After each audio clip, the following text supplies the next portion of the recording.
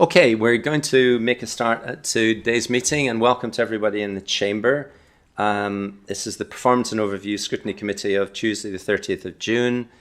And welcome to anybody who may be watching online now or at some point in the near future. I hope you find the meeting genuinely interesting. We've got some very important reports in front of us, including the full end year budget position for revenue and capital. And we also have a self-assessment for the 25-26 performance of the Council's community and corporate plan. So there are two really important reports, and we'll get well into those in just a moment. I hope you're not all absolutely exhausted from being up watching the World Cup, no doubt, at 2 o'clock in the morning or later. I'm not sure anybody would have been, but we'll probably be doing that in the next couple of days, won't we? See what happens to England. Anyway, we've got apologies for absence. I think we've got a couple of councillors who are unable to make it today. John Crook and Claire Werrett today, Chair. Thank you. And we have, do we have any declarations of interest? I see none. And therefore, any public open forum issues, Robert? No one today, Chair. Right, so we're going to move it straight into the item 4, which is the financial outturn report, to scrutinise the budgetary position for revenue and capital for services falling within the committee's remit. I'd ask any speakers, please, if you'd be good enough to just introduce yourself as you speak. And I don't know who wants to go first, but Councillor Callard, the Cabinet Member, welcome to the meeting. And if you'd like to give us an overview. Thank you. Thank you, Chair. I'm Councillor Ben Callard, Cabinet Member for Resources. This report today presents the authority's final financial outturn for the 2025-2026 financial year, providing a comprehensive assessment of the Council's revenue budget, capital programme, reserves position and the early financial outlook for 2026-2027. It enables the members of this committee to scrutinise the Council's overall financial performance, assess the effectiveness of financial management throughout the year and consider the implications for the authority's medium-term financial sustainability. The 2025-2026 financial year continued to present significant challenges for local government, with councils operating in an environment characterised by sustained inflationary pressures, increasing demand for statutory services, ongoing economic uncertainty, workforce pressures and continued volatility in government funding. Demand-led services, particularly within social care, housing and homelessness, additional learning needs and passenger transport, continued to experience significant financial pressures, whilst wider economic conditions affected income generation, debt recovery and the overall cost of service delivery. Despite these challenges, the Council maintained robust financial oversight throughout the year and delivered a controlled and prudent year-end financial position. The final outturn demonstrates a gross revenue underspend of £4.088 million, representing approximately 1.7% of the Council's total revenue budget before transfer to reserves. Following prudent decisions to strengthen the Council's financial resilience through transfers of £3.02 million to earmarked reserves, a net revenue surplus of £1.068 million remains, enabling the Council Fund to be maintained at its target level of 5% of the authority's net expenditure budget. This approach reflects the Council's commitment to ensuring that one-off financial improvements are used to enhance the long-term financial resilience rather than support recurring expenditure. Alongside the positive revenue position, the report confirms capital expenditure of £32.515 million during the year, with a modest net underspend of £1.23 million. It also outlines proposed capital budget slippage of £45.22 million into 2026-2027, reflecting the reprofiling of major multi-year investment programmes rather than a loss of funding. The capital programme continues to support the Council's strategic priorities, whilst recognising the practical challenges associated with project delivery, grant timing, procurement and wider market conditions. The report also recognises that the favourable year-end position has been supported by a combination of one-off grant funding, favourable treasury management outcomes and corporate budget movements. Significant underlying financial pressures remain across a number of high-demand services, including children's social care, housing and homelessness, fleet management, planning and building control, and additional learning needs. In addition, school reserve deficits have continued to increase, highlighting an area of ongoing financial concern that will require continued monitoring and support. Looking ahead, early monitoring of the 2026-2027 financial year indicates emerging pressures within council tax collection, property services, fleet operations, and commercial investment properties. These pressures, together with continued uncertainty surrounding inflation, pay awards, grant funding, and future local government settlements, reinforce the importance of maintaining strong financial discipline, effective budget monitoring, and timely corrective action throughout the year. Overall, this report demonstrates that while the Council has achieved a positive and well-managed financial outturn for 2025-2026, the underlying financial environment remains challenging. The prudent use of in-year resources to strengthen reserves, invest in organisational resilience and support future transformation places the authority in a stronger position to manage future risks. Nevertheless, continued robust financial management, delivery of approved savings, careful monitoring of service demand and strategic planning will remain essential to maintaining financial sustainability over the medium term. Thank you. Thank you very much, Councillor Callard. Did Peter or Jonathan, did you want to add anything to those comments? And we can then open for questions. Thank you, Chair. Good morning, everyone. Jonathan Davis, Head of Finance. I think Councillor Carrad's covered that really well in terms of that overview. I think from my perspective and where I'm sitting in terms of looking at this report, it is a positive one. We've, I think, adapted to quite a challenging environment in year. I think obviously some year-end funding, some grant financing has helped the position. And we need to be mindful of that as we move into the next financial year. Those underlying pressures won't go away, so we need to work on how those are best supported, either through continued grant funding or through some of the organisational change that we're seeing within our corporate programmes. I think I just wanted to just emphasise the position around schools. It is the highest risk that we are carrying currently in terms of financial resilience. So we're satisfied that there are recovery plans in place, but we do know that they're going to take time to deliver. So the focus now is that those are credible and they can be delivered, and we're looking to support schools where necessary in working towards those changes that are needed. So that is our number one focus as we come into 26-27, and I think early mitigation of some of those emerging pressures that Councillor Callard has spoken about is going to be key, and not least those school recovery plans. So I think broadly, Chair, I'm happy that we've covered everything at a high level. So thank you. Okay, thank you, Jonathan. And opening for questions, Councillor Strong. Thank you, Chair. Quite rightly, the issue of school deficits has been raised there as perhaps our most serious risk in financial resilience. This committee has a task and finish group to look into that. But I think the figures that were produced in Appendix 6 of the report were very useful in helping us to understand.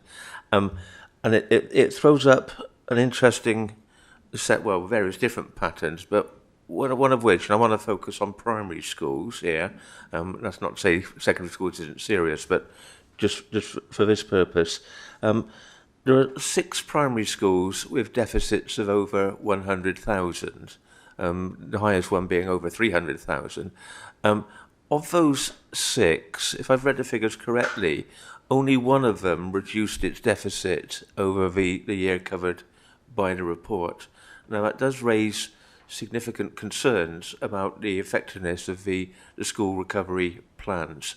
On the other side of the coin, we've got several schools that are very happily carrying in quite a nice surplus, and that's I think a good thing to happen. But the fact that there's such a difference there, and a continuing problem with the deficit schools, or the heaviest deficit schools, indicates that there's no sort of generic reason why there are school deficits in primary schools. And I think the Task and Finish group will need to drill down enough with the help of our officers to look at why some schools are not actually managing to climb out of a deficit that they're in, on top of why it's such a large deficit in the first place.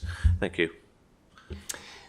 Thank you, Councillor Strong. And for any resident watching, and we're talking about a Task and Finish group, just to explain that this committee decided a few months ago that the concerns that we'd expressed over the last couple of years around school balances was such that we believed it was important just to take a few weeks to have a look at the nature of this and perhaps why it's happening, and to what extent and how we can assist or make recommendations that might assist in terms of schools returning to balance, those sorts of questions. And that's something that we're in the process of just now, and we'll be reporting on in the course of the months ahead. But also really appreciate the support of the schools team, who some of whom are in the chamber just now in that work. But yeah, so Councillor Strong's questions around this. I don't know who wants to pick this up. Councillor Callard. Thank you, Chair. We've got Will McLean here and Nicky Wellington from Education Service, so they might want to come in afterwards. But I absolutely hear what you're saying there, Councillor Strong. We've been aware of this risk, as this committee's known for a couple of years now, and I do really appreciate this committee's willingness to, I guess, support the process of supporting our schools in terms of trying to work with them to get them out of their deficit budgets. It's particularly challenging. We have, as you rightly pointed out, some schools which are in a more challenging position than others. We know that a lot of the costs borne by the schools are due to staff costs. It's a majority of the school's outgoings, a significant majority. And also that where we have schools which aren't full, the funding that they receive on a per pupil basis is going to be lower, but often the staff costs are fixed because you need a teacher in front of a class, if it's a class of 25 or a class of 30, or indeed a class of 20. So we're working with the schools, our education team is working with the schools to try and address those. I think when we looked at this, 18 months ago, 2 years ago, we knew it was going to be a long process. These recovery plans are going to be multi-year. What I have been hoping for is to start to see the needle move, to those deficits start to come down. But what we're seeing, which is I've been disappointed with, is that the deficits are in some cases still increasing, as you rightly point out. I think it's my job here, it's our education's department job and our finance team's job to really hold those schools to account for their spending. We know the rules in England mean that schools aren't allowed to carry deficit budgets as a matter of course. So, my message has continued to be to the schools. And, I'd say I know many councillors are governors at schools as well. I'm a governor at school. If you're a governor at the school, we should be holding our schools to account to make sure that the decisions they're taking are prudent ones. Nicky or Will, did you want to pick anything up? Thanks. Thanks, Councillor. Thank you, Councillor Callard. Will McLean, I'm the Strategic Director for Children, Learning, Skills and the Economy. I think I think I would agree with the Cabinet member that to see schools move to a greater level of deficit is clearly disappointing. We know that for some schools where they are in a recovery plan, they might see a slight growth in their deficit before they improve in terms of the timings of some staff changes. But what we do see across all of our schools are really significant and challenging ALN demands that are met often by the schools, and they are in excess of the support that we're able to provide as a local authority. And every year we see growth in our own spending on ALN, corporately and centrally. So sometimes schools feel the need to provide beyond that. So that can be a clear area of spend. We're also seeing real volatility in the staffing of schools, which can lead to pressure. And we have had a handful of exceptional circumstances where people have been absent from school for a significant period of time in very senior positions. And that has also led to costs being incurred by the schools as well. So there are some kind of more ad hoc drivers for some of those movements in some of those schools. But really, I think we're seeing real pressure around ALN, real pressure on the staff who are supporting those learners, and that is driving our costs across our schools. Thank you. Councillor Strong, did you want to follow up on your questions? I'll just first of all to welcome the comments that have been made. They do show, we've got a realistic approach towards things. Will has suggested a couple of what are the closest we've got to generic reasons, and ALN clearly is a big one amongst that. But I think that's something that the Task and Finish group will need to drill down into. Why are some schools facing big ALN pressures? Others either aren't having those pressures or are coping with them. How far are deficits explained by one or two reasons like Will has identified, and how far have we got other factors that are perhaps specific to specific schools? So thank you. Thank you, Councillor Strong. It's just to recognise it's unfortunate that the cabinet member for education isn't here, and I note that she wasn't at the last meeting earlier this month when we considered a report on the pupil referral service, and then on additional learning needs, and then on supporting vulnerable learners.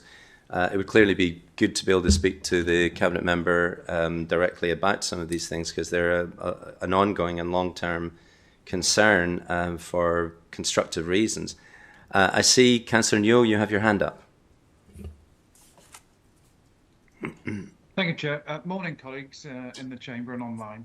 It's a great report, and thanks for producing it. 80 pages, so it's a lot to take in. So I'm just going to focus on three very, very quick points, which are sort of resident-based, if I can. I'll just look at my notepad.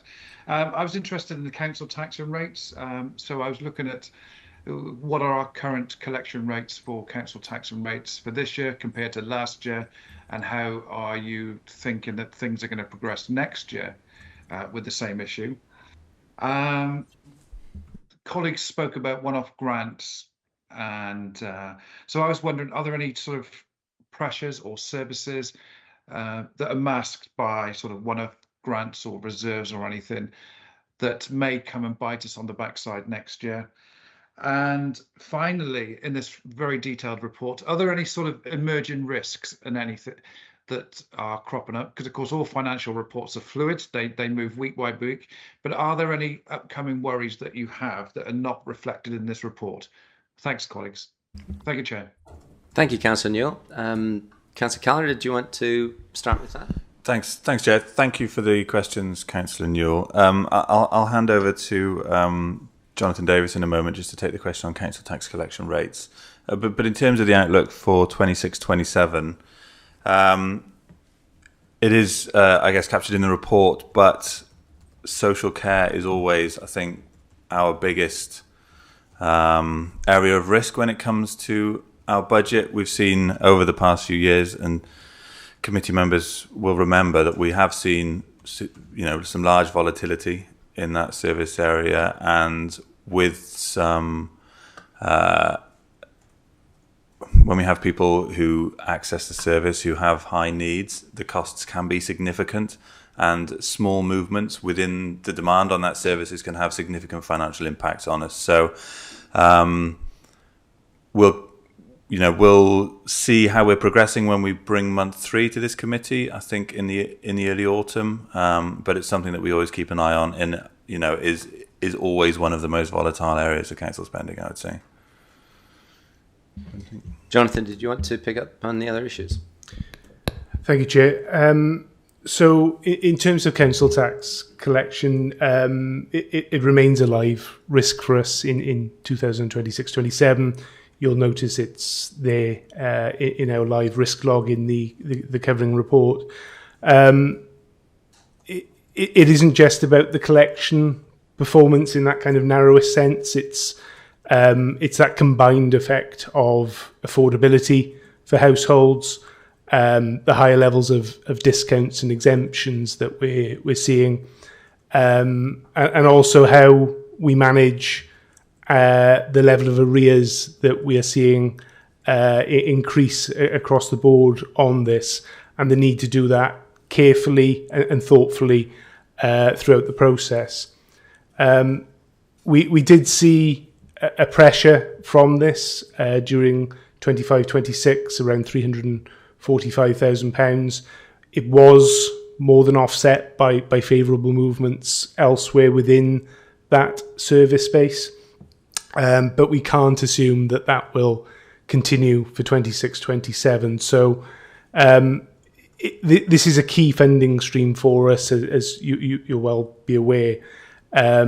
So we just need to be mindful that even small changes in some of these rates of collections can have quite a big impact for us. But I think as we move into the year, the new financial year, we just need to be mindful of maintaining a good record of collection. But at the same time, we need to just think about the recovery action that we do take. There's some new regulations coming in around that, and the approach that can be taken in terms of recovery action. And that needs to be proportionate and sensitive to the cost of living pressures that residents are facing. So I think in conclusion, I think it's one of close monitoring, and I think that'll be a theme that you'll hear very much today in terms of the outturn report, and monitoring those small trends that we see within council tax collection. Thanks, Chair. Thank you. And Councillor Newell, did you want to follow up on any of those points? Thank you, Chair. Thanks to the chaps at the front. No, I'm reassured that, of course, these things are fluid, like I said. They're going to be monitored.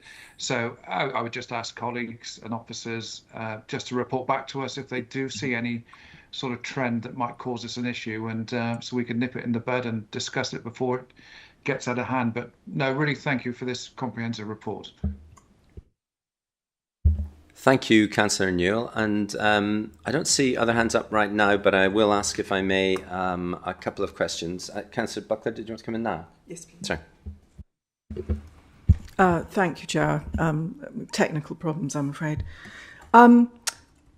We rightly point out that the schools are an enormous pressure, the costs of schools in our budgets and our financial position, particularly the pupil referral unit. We have a closing balance of £2,812,677. Now, demand continues to increase. What proportion of that increase is due to worsening pupil need, and what proportion reflects mainstream schools being unable to cope? What is the average length of time a pupil spends in the pupil referral unit before successfully returning to mainstream education?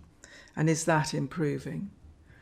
If demand continues to rise over the next 2 years, what is your capacity limit before standards or statutory duties are at risk? Thank you. Thank you, Councillor Buckler. I don't know, some of that you may want to pick up, Will. I don't want to preempt that, but will we go straight across the Will? Great, thanks.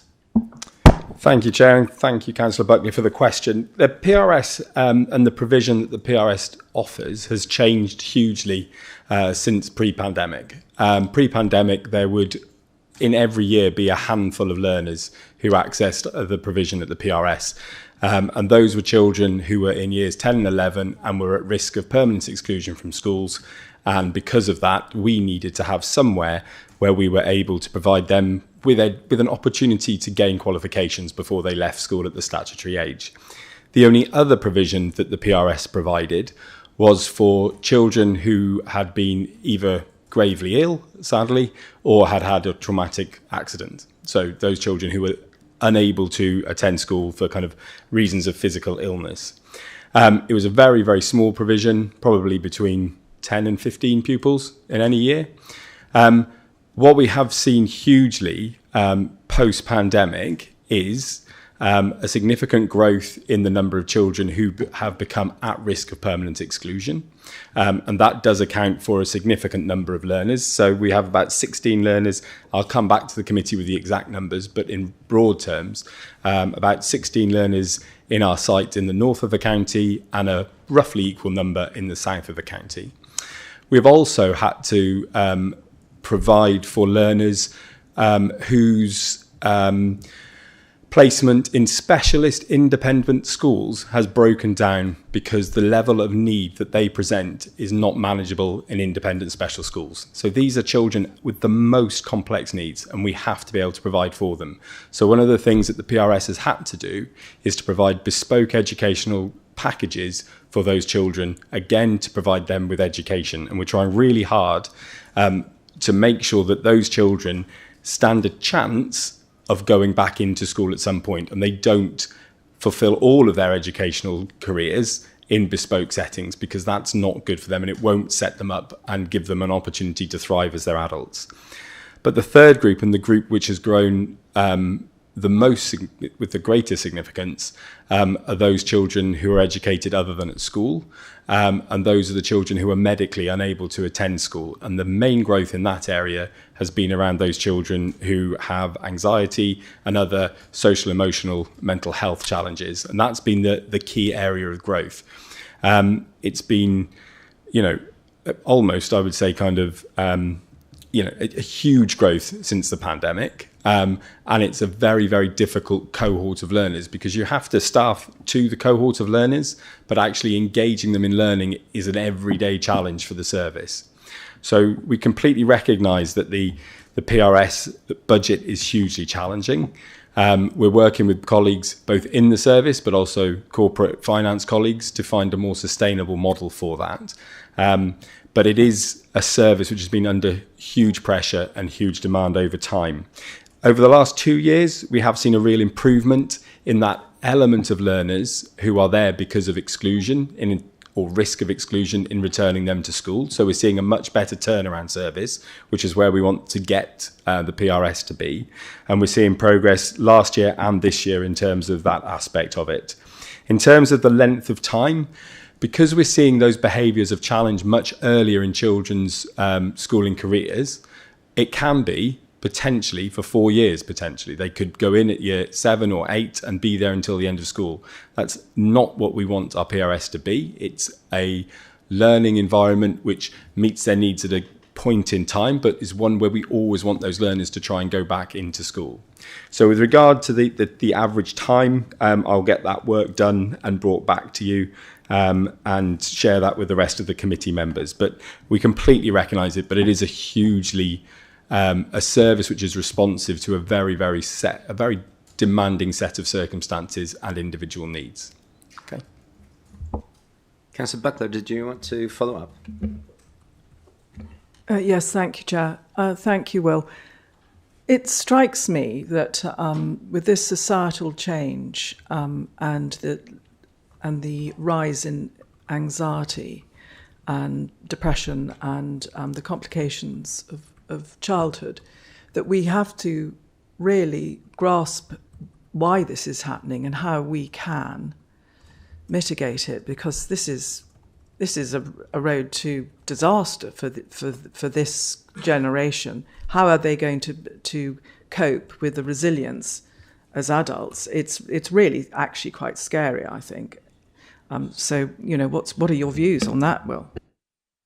Yeah, I completely recognise that, and that's why we see in many of our primary schools kind of provisions around nurture, holding children in small groups. We have things like ELSA, so emotional literacy support assistants, so members of staff who are specifically trained to support those individuals. There is inevitably a tension between that kind of level of provision because of the number of people who you have to have for small groups and so on, and the costs, which we also see. By far and away, the most efficient way of running an educational service would be to have 30 children who were able to just be taught by one teacher. But I think those days have gone a long time ago now, and schools are really searching for interventions and support that meets that really wide range of learners that we have in our schools to make sure that as far as we can be, our mainstream settings are as inclusive as they can be. So that's the first thing we have to do. There is always a challenge then when children who have been nurtured and supported in those small groups in their primary school learning transition into secondary schools. There is a huge difference in terms of the environment. You go from knowing the other 20 odd children in your class, the one teacher, maybe the TA who's in your class supporting you on a day-to-day basis, to potentially 2,000 children, 100 staff, movement every hour, on the hour, a large kind of environment. There are really different responses to both of those phases. So how we respond and how we think about how we support our learners differs between primary and secondary school. But I think it's really important that our schools are now working much more closely together along that continuum to look and to try and to seek and to minimise those disruptions. But it's really important that it's for all learners. It's not just for those children with an identified additional learning needs. All learners may experience episodes of anxiety or concern that will need that support at various times. So it's something which the investment in that inclusive mainstream learning environment is the key part for us. And that's the piece which is really challenging at the moment. Thank you. And Councillor Buckley, you're content with that? Very challenging issues, and I'm sure we'd all agree that the hard work that's being carried out on a day-to-day basis is very much appreciated by everyone involved in all those services in the ERS and the PRS, and it's worth just spelling out what we looked at for residents who may be looking at this. Earlier this month, we looked at the three components that Will McLean's just referred to. The PRUs had at that stage 39 pupils. Excuse me. The medical provision had 59, and ALN had 21. So I'm looking at the next question from Councillor Garrett, please. Thank you, Chair. I'm just looking at the Appendix 7, and with my hat as a governor over Mono Primary School, there's £2.668 million shown as a surplus for the Welsh Medium School and Nursery. I was just wondering, I wasn't sure what happened to that money, whether that was money that we were no longer in control of, or is that still money that's available for either development of that school or a new site? Thank you. Will or Nikki? Sorry, I was just checking something with Nikki. So that money was the money which was allocated for the initial programmes of work around Overmono and Ysgol Trefynwy in Monmouth. Because of a series of very challenging discoveries on the site itself, that programme of work is not going to proceed on that area. We're in conversation with Welsh Government's Welsh Medium Division about how we can support that school going forward, and that will be subject to a further capital bid to Welsh Government in the future. Councillor Garrett, are you content with that? Yeah, thank you, yeah. Councillor Bond? Thank you very much, Chair, and thank you very much for the presentation and the information. A lot of hard work's being done, but there's still a lot to do, obviously. I wonder, has Will McLean stayed for the rest of the morning? Because the issues that have just been raised and been discussed about really come up on the community corporate plan and a risk assessment, so around behaviours in schools and NEAT and all the other areas. So I was going to mention it later, but I just wondered, is he staying now, or is he staying throughout, or shall I mention those issues now? I think his intention is to stay at Councillor Bond. Okay, I'll go follow him. I think that'll be time dependent because it's not an open-ended thing, but we'll see how we do. But those issues raised just then, are highlighted in both the high in the risk register and in the corporate review of the corporate plan. So we'll pick up issues, I think, for the corporate plan, community and corporate plan and risk register as we get to them, and specifically on the community and corporate plan. So anything that you have on the financial statement itself? Okay, thank you. Just a couple of questions, if I may. One of them just is a quick one for clarity. That does funding follow the pupil when the pupil is excluded permanently to one of the services within the PRS? Yes, it does. Yeah. So the proportion of the average weighted pupil unit that remains for that academic year is allocated then from the original school to, if it was a managed move, potentially to the next school, but certainly if you go to the PRS, then yes, that is moved. Yeah. So in other words, it's not a budget that on its own needs to be forecast at an unforecastable level. It has a core forecast for the services, but it also has the additional income from funding that would follow the pupil. Is that right?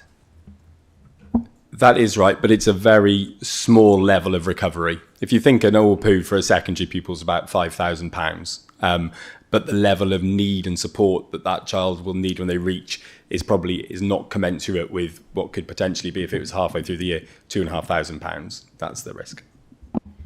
Thanks, Will. This is very much a financial statement, and the schools are a very important part of it. There were just one or two other areas, if I might just ask about. So we really welcome the net surplus that Councillor Callard referred to as an improvement on where we've been during the course of the year.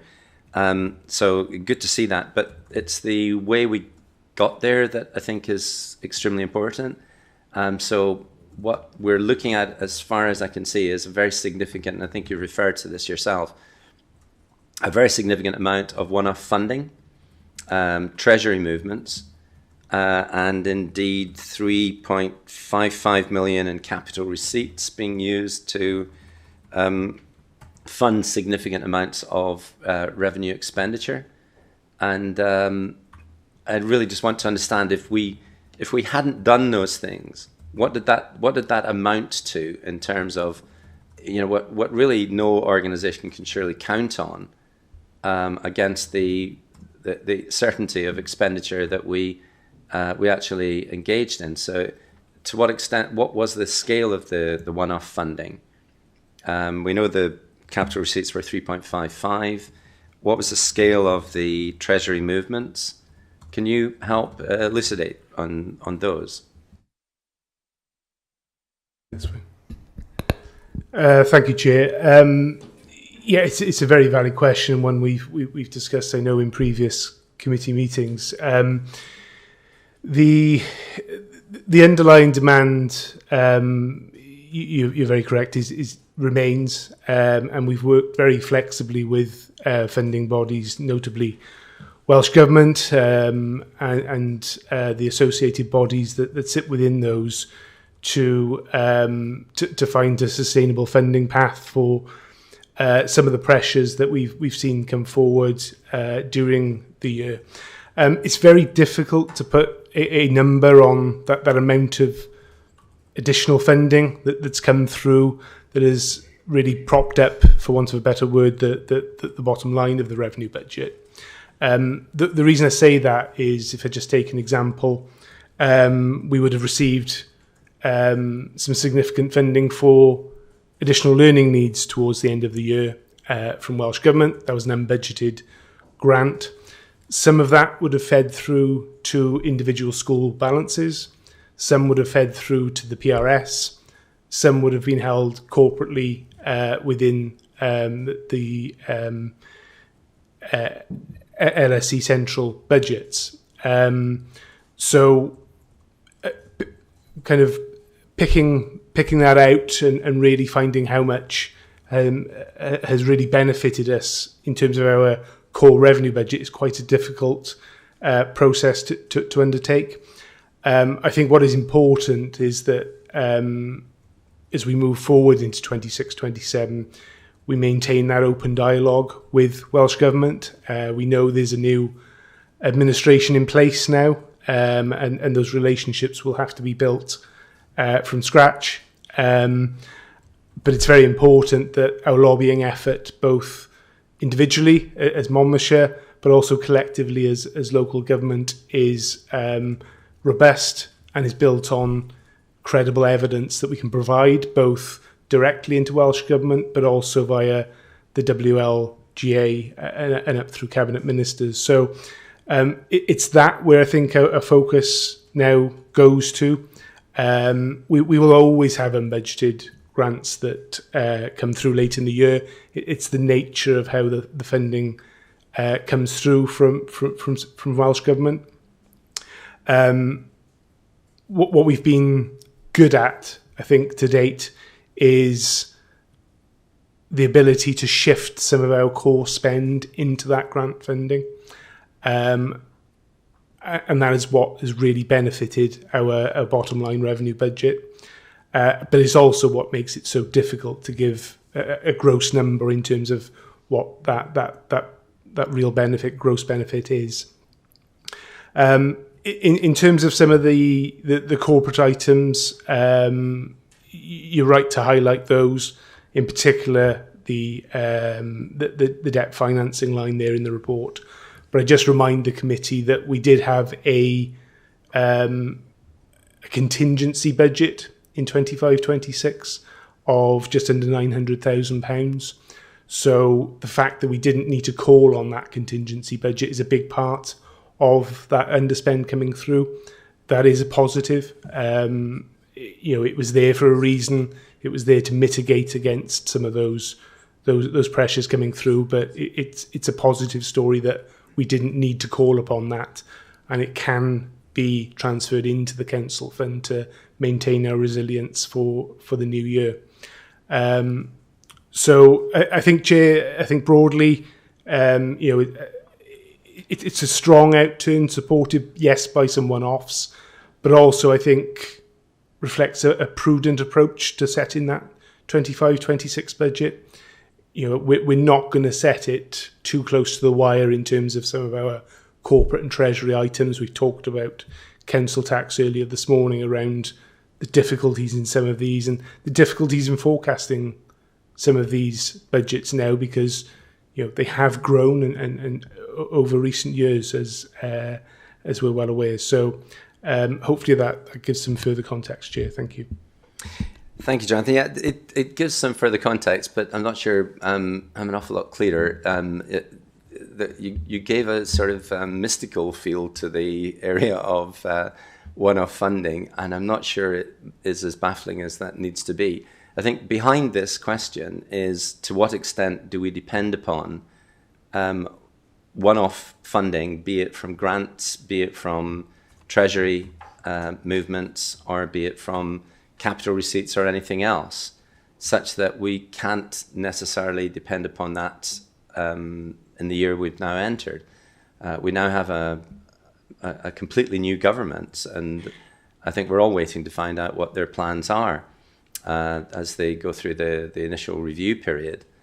So I don't know that it is the case that we will always, as you say, we will always have unbudgeted grants. Maybe we will, but we certainly can't depend upon what they are, I would have thought. So actually understanding what our dependency is really important, I think. And I would appreciate, without trying to drill down to the last penny on this, it'd be really useful if you were able to just feed back to the committee outside the meeting just what sort of context that is in round numbers, not anything unduly difficult to decipher, and by all means just stick to the corporate accounts rather than the school balances or anything that went beyond that. We need to, I think, understand what that dependency is relative to where we are on our core services and the ongoing dependency we have on reducing our core expenditure in some of our services that are overspending. So I think it's a really important question rather than something that is unduly mystical. Thank you, Chair.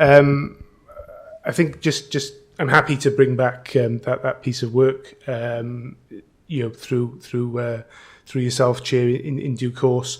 I think just to be clear, we set an annual budget without recourse to any unbudgeted grants that may or may not come through during the year. So, we've set our 26-27 budget on the premise that we know what's coming in terms of our grant allocations, and we're not making account of any of that. We've also set the 26-27 budget on a level of support from capital receipts that goes towards some of the organisational change that we're seeing. That is being tapered down as well over the coming years. So the amount within the budget for 26-27 is around 2.7 million. So that over the next 2 to 3 years, that will taper down to zero. I think where I just want to be clear is in terms of the level of grants that we're seeing supporting services. The important distinction is between grants that are baselined and we know will be within our base for a reasonable amount of time into the medium term, but we also have grants that are annually allocated. It is those grants that probably cause us the biggest headache in terms of budgeting for them and services planning for them. The best example of that is probably social care. Some of the grants around sustainable workforce for pathways for care, we know that they're annually allocated, so it's not until we get perhaps 2 to 3 months into the financial year that we know the final amount that we're going to receive for that. So it makes it very difficult to plan service delivery sometimes around that, and that is where we're trying to develop that relationship with Welsh Government to get more certainty around those, to hopefully transfer some of those into our core grant settlement that will make it easier for us to budget and plan for future service delivery.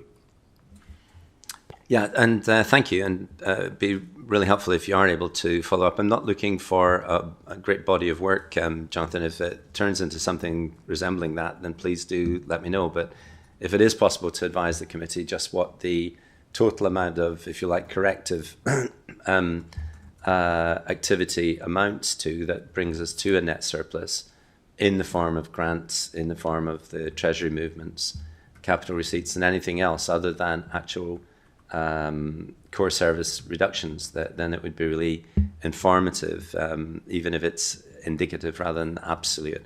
Councillor Pavia, I see you've raised your hand. Yes, thanks. Two really quick questions, and I hope I'm coming through clear and there's not too much background noise. Yes, you're very clear. Great. Just on the fleet paradox question, and I'm struggling with this. Revenue fleet maintenance, there was an overspend, 325,000 on breakdowns and hire. Yet it looks like to me there's a significant underspend on vehicle replacement capital in the same year. So I just wondered how that's being reconciled. I can see there's obviously been delays to capital investment in depots, particularly in the south of the county, and that's obviously been protracted because of the delays in the RLDP process.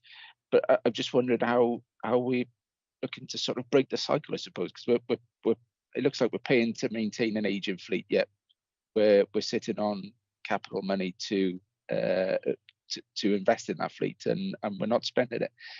And just the final question, Chair, obviously Jonathan alluded to the Welsh Government. It's obviously really unusual to see a supplementary budget this early in the financial year, but obviously it's understandable with a new government coming in. Just wondered if there's any indication in terms of the money earmark last week, and I could see that there was some wins for local government in terms of particularly in school capital and school maintenance. So just wondered if there's any indication how much money that the council will be getting from that supplementary budget. Thanks, Chair. Thank you. Thanks very much. And again, who wants to pick that up? Councillor Callard? I'm sorry, Deborah. I was looking over here, not over there, Deborah, but please. Good morning. I'm Deborah Howells, the Chief Officer for Infrastructure. In terms of the fleet, there is a variety of reasons in terms of why we are overspending. We are replacing vehicles, but we are largely replacing them. If you think about our refuse collection vehicles, we're replacing those at the moment by a leasing rather than purchasing new vehicles, because we are aware of our obligations and the guidance from WG that we should be looking to replace our HGVs, etc., by 2030 with ULEV alternatives. We've yet to find a ULEV alternative that works within our RCV fleet, so we're incurring additional revenue costs while we try and wait for the vehicle types and availability to actually be able to meet the demands that we have for them. There are some other vehicles that we are replacing. They are additional costs when we do transfer from a fossil fuel vehicle to a ULEV vehicle. They tend to cost at least double what we're normally paying, but we are transitioning our fleet. In terms of the depot, we've started the discussions. We've got architects on board now to design what the new depot would look like, but as you have rightly indicated, there are delays in terms of the replacement local development plan, so we are using our capital expenditure to align with the timescales for that. So we don't want to be too ahead. In terms of the other expenditure around fleet, when we have accidents, we have to hire in vehicles. So where we're hiring vehicles, it's not just that we have vehicles that are breaking down.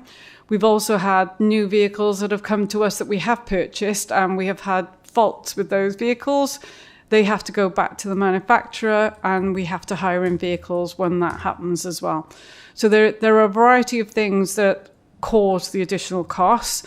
We have recently set up a fleet management board where we're actually working hard now to understand where those additional revenue costs are coming from, to start managing driver behaviour, looking at what vehicles we need to have. Can we reduce the fleet? Again, we're looking at vehicle utilisation. All of those areas to try and release the spend or reduce the overheads on that service area. Councillor Pavia, were you happy with that? We'll move on to your budget question in a second, but just on the the fleet issue. Yeah, just to sort of quick comeback on that. In terms of ULEV ultra low emitting vehicles, just for obviously for residents who are listening, is that just a capacity issue, Deb? Is that we're competing with local authorities all over the United Kingdom to get these vehicles? What is the issue in terms of purchasing those vehicles? So it's not a capacity issue. So Welsh Government set out guidance in terms of when we should be looking to transition our fleets in order to achieve 2030 net zero. 2025 was the deadline for when we should be acquiring replacement light commercial vehicles, and cars should be, as you say, ultra low emission vehicles. 2028 passenger transport vehicles, 2030 HGVs. The issue we're having with our vehicles at the moment is because of the nature of our topography, the range on electric refuse collection vehicles does not enable us to be able to run the services in the way we currently run them. So we are currently working with a company called Sunex. They are currently reviewing all of our routes to identify how we could change our operations to enable us to switch to a ULEV vehicle equivalent. Okay, we'll move on to the basically the budget question. And Councillor Callard. Thanks, Chair. Thanks for the question, Councillor Pavia. We've taken a look at the information that's available in the supplementary budget at the moment. You're right to highlight about the education maintenance money. At the moment, it looks like that's the only additional funding that's forthcoming from the supplementary budget towards local authorities. But if we receive any further information, we can provide updates to members. Councillor Pavia, anything more on that? I guess we're all in the waiting game right now to find out more. Okay, great. So just, if I may, a couple of other points or questions. We were talking about the school deficits, really for residents who may be wondering why we were spending a fair amount of time on that. And it's because the report indicates school deficits in total have increased from, in round numbers, £4 million at the beginning of the year to around about 6.9 million at the end of the year. And that's a 70% increase in a single year. And that's the reason we spent a significant amount of time on it. There is a question of capital and capital slippage that is prompted by the report. So the amount of capital expenditure in the year was 32 million and capital slippage of 45 million. Could you explain what we mean by capital slippage and why there is slippage, and what it gives the appearance of plans not working as we believe they should be working? May be incorrect, but be something we've talked about before, and it'd be very good to understand that a little bit better. And also the significant, I've referred to it earlier, the 3.55 million in capital receipts being used to support revenue expenditure. Could you just explain the rationale for that? It's under a directive, but against what rationale are we using that? Is it possible just to have a look at those two, please? Thank you, Chair. And it's a really good question around capital slippage. And I would acknowledge that that amount does stand out as high compared to the overall budget for the year. I think the important point is that the majority of this reflects the rephasing of approved schemes. So it's not where we've lost funding or we've had grant funding that we simply have to pay back because we didn't have the capacity to spend it. We know that capital programs are often multi-year in nature. And the reasons given within the report for some of this slippage are really mixed. There's a significant handful of grant schemes where conditions and external approvals mean that some of these are multi-year, and we've brought all of the budget into 1 year and then slipped some of that forward. So that's not ideal in hindsight. But also we've got schemes where some of the design and feasibility work, the procurement and contractor availability, and that internal capacity is meaning that we can't do everything in the single year. So I think the key issue for us, and it was during the kind of the overall assessment of slippage, was do the schemes remain realistic? Are they still affordable, given what we may see in terms of cost increases going into another year? And are they still effectively deliverable in terms of the budget they've got allocated? So that was where the focus of the assessment was, and we rejected, in part, some of the slippage around our property maintenance and our infrastructure schemes because we didn't feel that those schemes were still realistic and affordable. And we suggested that those go back into further assessment for coming forward for funding either in year against our contingency budget in 26-27 or through the programme for 27-28 and the budget bill for that. So I think that carry forward of slippage, I think it's appropriate in terms of what we've left in terms of what we're carrying forward.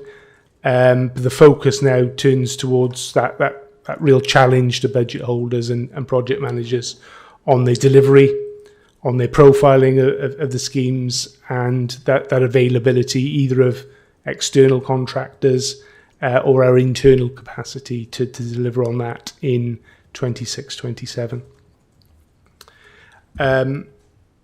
Just moving on to the capitalisation directive, there is a separate appendix provided with the report, which was Appendix 4, which outlines effectively where that 3.5 million has been used and what it's been used to fund during the year. This very much is in the service reorganisation space. So we are using it to fund some of that service change that we would otherwise have to fund from our revenue reserves. And we've done that probably now for about 6 or 7 financial years. As I mentioned earlier, we're starting to taper down this support because our pool of capital receipts is restricted in the future. But at the moment, it remains an essential tool for funding some of the things that are embedded in that list. This is heavily linked to our programme of organisational change, FPOP, and a lot of these things that we're seeing in this list, will be things that are coming through and being further developed as part of that programme. So I think, Chair, to summarise, it's an essential tool at the moment in terms of funding this change. It's avoided otherwise having to call upon our limited revenue reserves, which we know are at the bottom end of reserve balance on a national level, and it's allowed us to embed some of these programs of change, hopefully, and we can evidence this through this investment. We've seen changes in our service delivery, which has either increased the efficiency of service delivery or has reduced cost where we can through that organisational change. Thank you, Jonathan. And residents may have just heard you say it using the expression FPOP and may have thought you were referring to modern French music. I don't think you were. I think it's something which the council will make more, will bring to a report forward and to this committee later in the year. We were looking to receive that earlier this year, but it was delayed.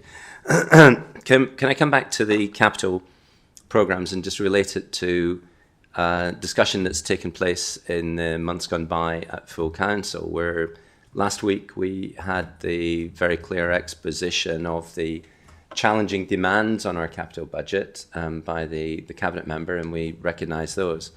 Some 7 or 8 months ago, we saw a proposal that actually one of the difficulties that we have as a council is that the individual and individuals who are responsible for the capital delivery of capital programs seem to sit under an inverted pyramid of emails, which seem to always be measured in the multiple thousands, as opposed to actually managing individual projects by project management, which was what was proposed last year, and the cabinet member replied very positively to that was something that she appeared to strongly agree, that we should invest in project manager for each major project, even on a short-term basis, to make sure they're conducted properly. And I just wonder if you're able to refer to that in any way, or is that something we can ask for feedback on after the meeting,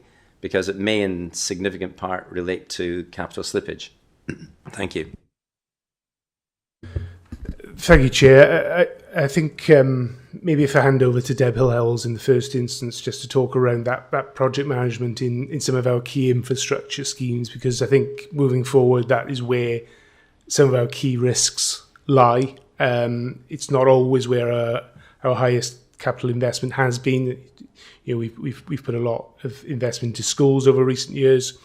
But I think moving forward, you're right to highlight that those infrastructure schemes as being those which were going to require those kind of services. So, Deb, if I can hand over initially, please. Thank you, John. And I think John's quite right. Moving forward, infrastructure projects, given the issues we have around our bridges and structures, are going to continue to be a big draw on our capital programme. To remedy that, what we've actually done in infrastructure is appoint 3 standalone project managers. They are in the process of joining us through the summer. So by September, we should have 3 new officers in place they will then take on the lead responsibilities of our larger projects.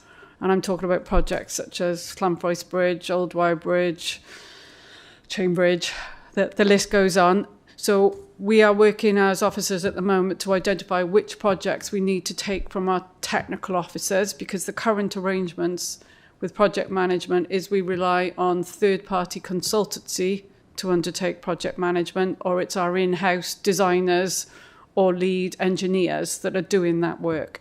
Given the magnitude of projects that we have, that is not sustainable moving forward. It will also enable us to ensure that we're providing more regular updates on communications, because the project manager will hold that responsibility. So hopefully you will see a positive improvement, and I know we're back into scrutiny. I believe it's in November, to provide you with an update on our project management arrangements. That's really helpful, Deborah. Thank you for the clarity around that. We look forward to seeing that. And I think, one of the reasons for this is because so many residents and so many businesses feel they simply don't know what's happening. They don't know when things are happening. They don't know when things are planned to happen. And it's something I know that many would find a completely intolerable situation. So we look forward to the improvements that will bring about. I think we've got more bridges in Monmouthshire than Venice, so it's something that I don't think will end anytime soon, that dependency. Just one final one, if I may. Jonathan, you mentioned in your last comments that we were drawing from the pool of capital receipts, and that was restricting the future, was what you said. Could you just explain what you meant by that, and that we shouldn't continue to do that? Thanks, Chair. So, towards the end of the covering report, there is a table that outlines our projected capital receipts over the medium term. You'll note within that table that the balance starts to get considerably low towards the end of the medium term. And that is why we're having to taper our support through the capitalisation directive to the revenue programme. Once the replacement local development plan is agreed, that pool of receipts could be replenished in the future. But for now, we go on what we have sight of in terms of ad hoc receipts coming forward in the future. And it means that balance is restricted as something that we can use as we move forward, both for capital investment or for continuing to support the revenue programme. Thank you, Jonathan. I see no more hands up, so I'm going to move the recommendations at the start of the report, which are very much about us scrutinising the report and making sure that there are effective budget monitoring approaches in place. And I think we've had some significant questions to help elucidate those points. So thank you very much for the questions and for the responses. And we're going to now move on to the next report. Thank you again.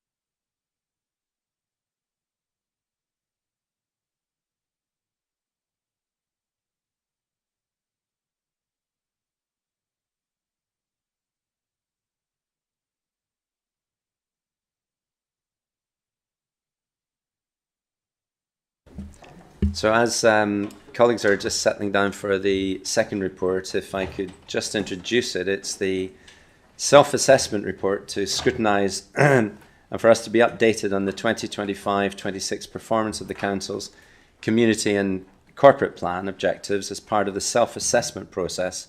And there is a report on the agenda, which we have officers who will be speaking to. If you'd be good enough to possibly introduce yourselves at the start of that. And I don't know, Matt, if you're planning on going first.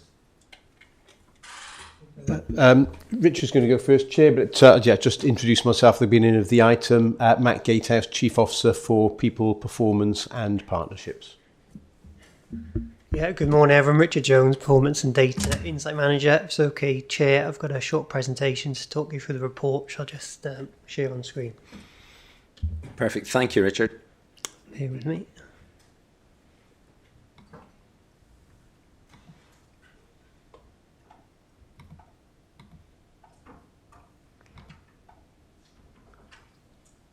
Okay. Okay, yeah, great, thank you. So good morning everyone. Pleased to bring you today a draft assessment of our Community and Corporate Plan Objectives Performance 25-26. As a reminder, this will then be used to inform our full self-assessment report that we brought forward to Council in September. A brief reminder about why we undertake self-assessment. Primarily it's to enable us to understand progress, understand performance, and where we may need to make improvements. We use a structured approach to the self-assessment, and it's based around 3 core questions. How well are we doing? How do we know? Which is what evidence do we use? And then what and how can we do better, identifying areas where both we made progress and also areas where we continue to need to develop. It's also set out in requirements under legislation. So we have a duty to undertake a self-assessment guided by the Local Government Elections Act 2021. And we also discharge our responsibilities under the Wellbeing of Future Generations Act by undertaking an annual assessment of our wellbeing objectives at the same time, which is our wellbeing objectives are those objectives set in our community and corporate plan.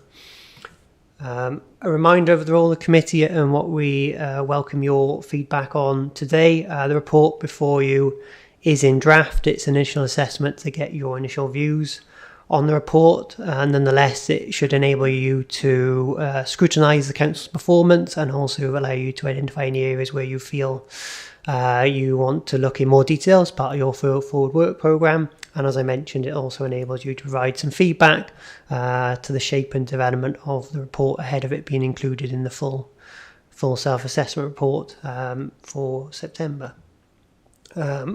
The progress we've made so far to get us to this stage and some of the developments we've made in the process. So in terms of the process so far, we've undertaken a range of desk-based evidence gathering from a wide range of sources, and I'll come on to a few of those in a minute.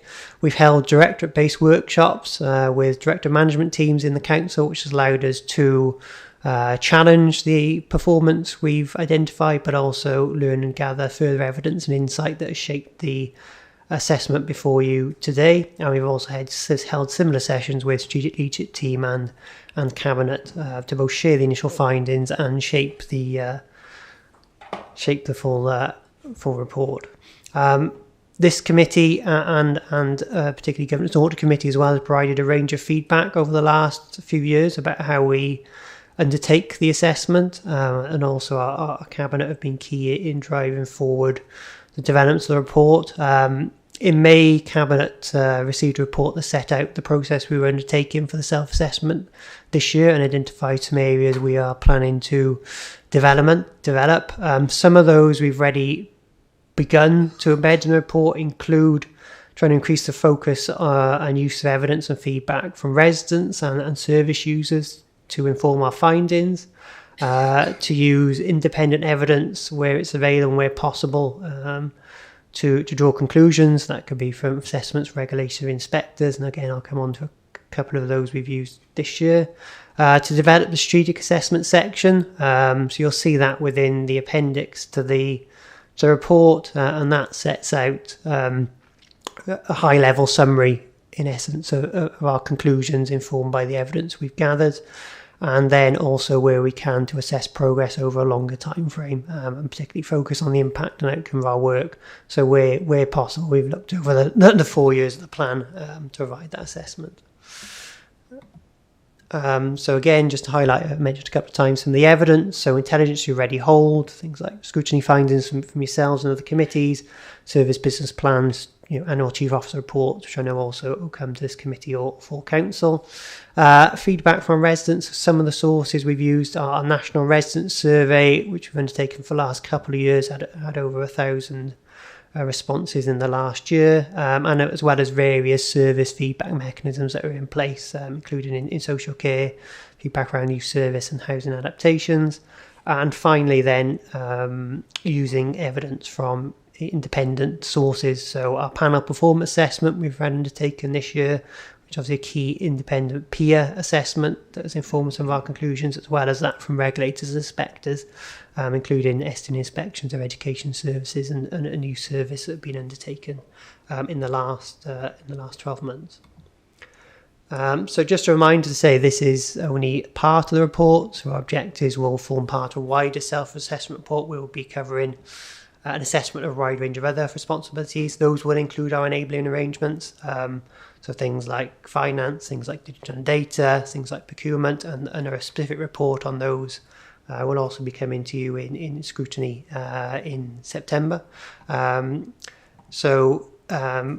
As part of that wider report, we'll also be looking to include further case studies, and you'll see within the report some of those we've already proposed to identify, increasing the involvement of our residents, as well as the service user feedback we've already received.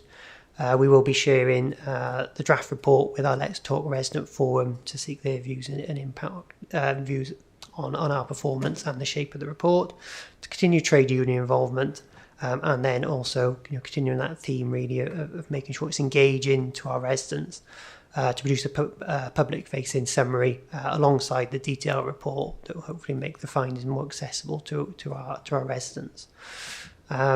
So I won't go through in detail each of the assessments of each of our objectives. I will, however, if it's okay, Chair, just provide a brief overview of some of the key conclusions we've drawn this year, just to inform the committee for moving on to questions. As a reminder, we assess performance across different levels. A well-established mechanism we've had in place now for a number of years, and certainly through the life of this community and corporate plan.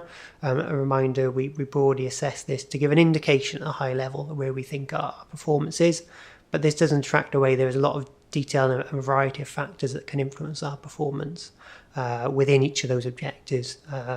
So it provides that initial overview, but it doesn't replace the importance of the detail and assessment that sits underneath it.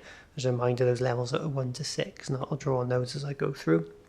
So the first of our 6 objectives is fair place to live, assessed as level 4, which is unchanged from assessed as level 4 in 25-26, which is unchanged from 24-25.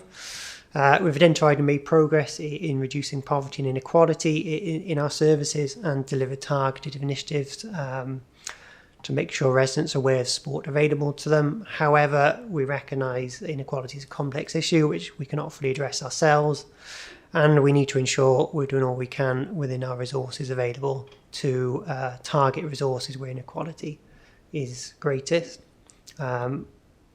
Second objectives, green place to live. So we assessed as level 4, which is an increase from level 3 last year. We've recognised we've made progress in implementing projects so that it result in tangible changes to our own emissions, particularly from our fleet and on our estate. We've continued significant partnership work in to support the improved health of our rivers, and to also expand and deliver a wide range of nature and biodiversity recovery projects. And we're also scaling up delivery of our local food strategy. However, we recognise that whilst we're doing all we can to meet our decarbonisation aims, this is a complex challenge requiring significant investment to deliver the pace of change required to meet our ambitions. Thirdly, our thriving and ambitious place objectives, assessed as level 4 unchanged. We've worked in partnership with town and community councils to develop strategies and plans to support business and local communities. Particularly key to that has been all the engagement with local areas for placemaking plans. We've secured significant investment to improve transport and accessibility in the county, particularly around public transport and also active travel routes. And we've continued to support residents to access employment, have provided advice and assistance to businesses and entrepreneurs in the county. And we continue to respond to target areas of need where action is required, such as continued support around for those not in education, employment or training. However, we recognise we continue to face significant challenges, including the maintenance of our highways networks, on which obviously the committee has already discussed this morning. A safe place to live, level 4, unchanged from the previous year. What have we done? We've remodelled and invested in services which are managing and preventing demand for for homelessness, areas like our rapid rehousing approach, for example, and we've also developed additional temporary accommodation provision for homelessness in the county and reduced the use of bed and breakfast accommodation. We continue to focus on increasing the supply of affordable housing in terms of new housing being available in the county, and also housing being granted planning permission, and we've developed a longer term framework to improve the supply and affordability of housing through the deposit replacement local development plan. However, we recognise demands and waits for permanent accommodation remain high, and there remains a significant level of need for housing, particularly affordable housing within the county. Penultimate objective, a connected place to live. The assessment of this increased from level 4 to level 5. Some of the evidence for that, we focuses on developing and embedding early help and preventive services in social care. Some examples of that are increasing capacity enablement and use of assistive technology to support people to live as far as possible independently for longer. We focused on developing longer term solutions that are helping us meet need, for example, development of in-county children's residential and supported accommodation provision. And we're focused on working with our communities and developing wellbeing and community support, including the development of a whole authority approach to wellness, wellbeing and addressing inequality through our Living Well strategy. However, we recognise the continues to be demand and pressures on our services, particularly in social care, and the level of need we are continuing to respond to is increasing and becoming more complex, presenting challenges. And finally, our learning place to live objective, the draft assessment for this level has been increased from level 4 to level 5, and we've continued to make progress with our school to foster inclusive and understanding school environment for our pupils. We're working with schools to respond to increasing complexity and behaviours that challenge. We've seen that through the work of schools and the support we've provided, that attendance in schools has increased, and attainment is mostly in line in pupils attainment for most pupils is mostly in line with expectations. We've also expanded our alternative and ALM provision to ensure we're meeting the needs of all pupils as far as we can, and also we continue to deliver our programme of school modernisation. However, we recognise variation remains, particularly for attainment for pupils, and also attendance for those pupils from more disadvantaged learners, and also that we recognise there's still challenges around fixed term exclusions remaining high. So as a summary, it's probably a really high level, as I say, overview of our assessment of performance against the objectives. Say it does not replace the level of detail that sits underneath in terms of our conclusions and evidence drawn. This shows you the movement in the assessment levels proposed this year. And then finally, Chair, before I open it back up to questions, just a reminder about the next stages in the process. So say we're bringing this to you earlier in the process to allow you to both scrutinise performance but also inform the development of the full report. Following your feedback today, we will then undertake further engagement and development, some of our which are outlined, including engagement with our Let's Talk resident forum. And then we will also draft the full self-assessment report, which will include those other sections of evidence and which will require to meet other forms of legislation, significantly including those enabling strategies and our assessment of our arrangements on those. And then the draft report will then in full go to Governance and Audit Committee on the 10th of September, who have a statutory role in the process, before being presented to full council on the 24th of September. So I'll pause there, Chair, and welcome any questions and feedback from the committee. Thank you, Richard, and thank you for running through the key points arising from each of the areas. It's really helpful just to have that pinpointed for all of us and for any residents who have not perhaps yet looked at the report. It's worth looking at. Before we move into questions from the wider panel, just a broad question, if I may, that there's an awful lot of work goes into the community and corporate plan and the updates, and I guess there's a question that residents would want to know: to what extent does that plan, because it's a plan, it's not simply observations, to what extent does that plan actually shape anything within our activities as a council? Or does it simply annotate what is actually happening out there in Monmouthshire? Are you able to, it might be Matt that you would want to pick that up as well as Richard. Yeah, thanks, Chair. I'm happy to open up. Yeah, so it probably, for the benefit of residents, the community and corporate plan is set at the beginning of the council term. It was approved by council, developed largely by cabinet and strategic leadership team before coming in. And it translates that ambition the councillors have when they get elected and come into the organisation into meaningful actions which are then delivered. So it very much does set the direction of travel for the organisation and the priorities. But what I would say is, obviously, it's set at the beginning of the administration, and things change. We don't exist in a static world. New opportunities arrive, new threats and problems emerge. Sometimes new funding streams open up, old funding streams close down. So there is a need to reiterate that. And when that happens, that will often come in the form of additional reports and decisions being sought by council, cabinet, or single member decision at the point in which new priorities and actions are introduced. Thank you, Matt. Opening for questions, and I see Councillor Buckler's hand up. Thank you, Chair, and thank you, Richard, for your sort of overview.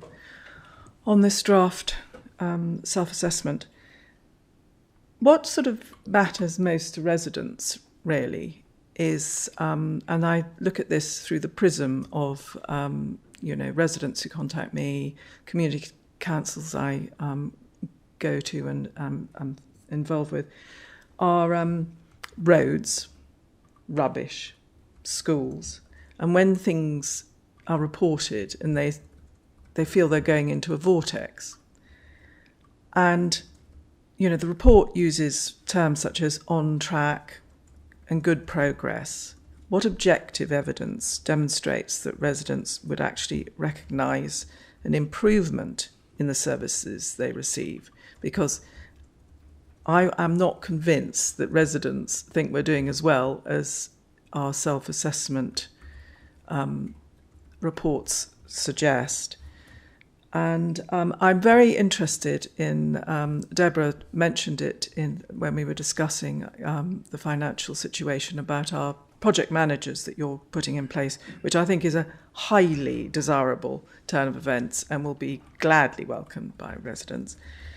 But Richard, what would you say, which objective has performed least well this year, and what lessons have you learned from that? Thank you.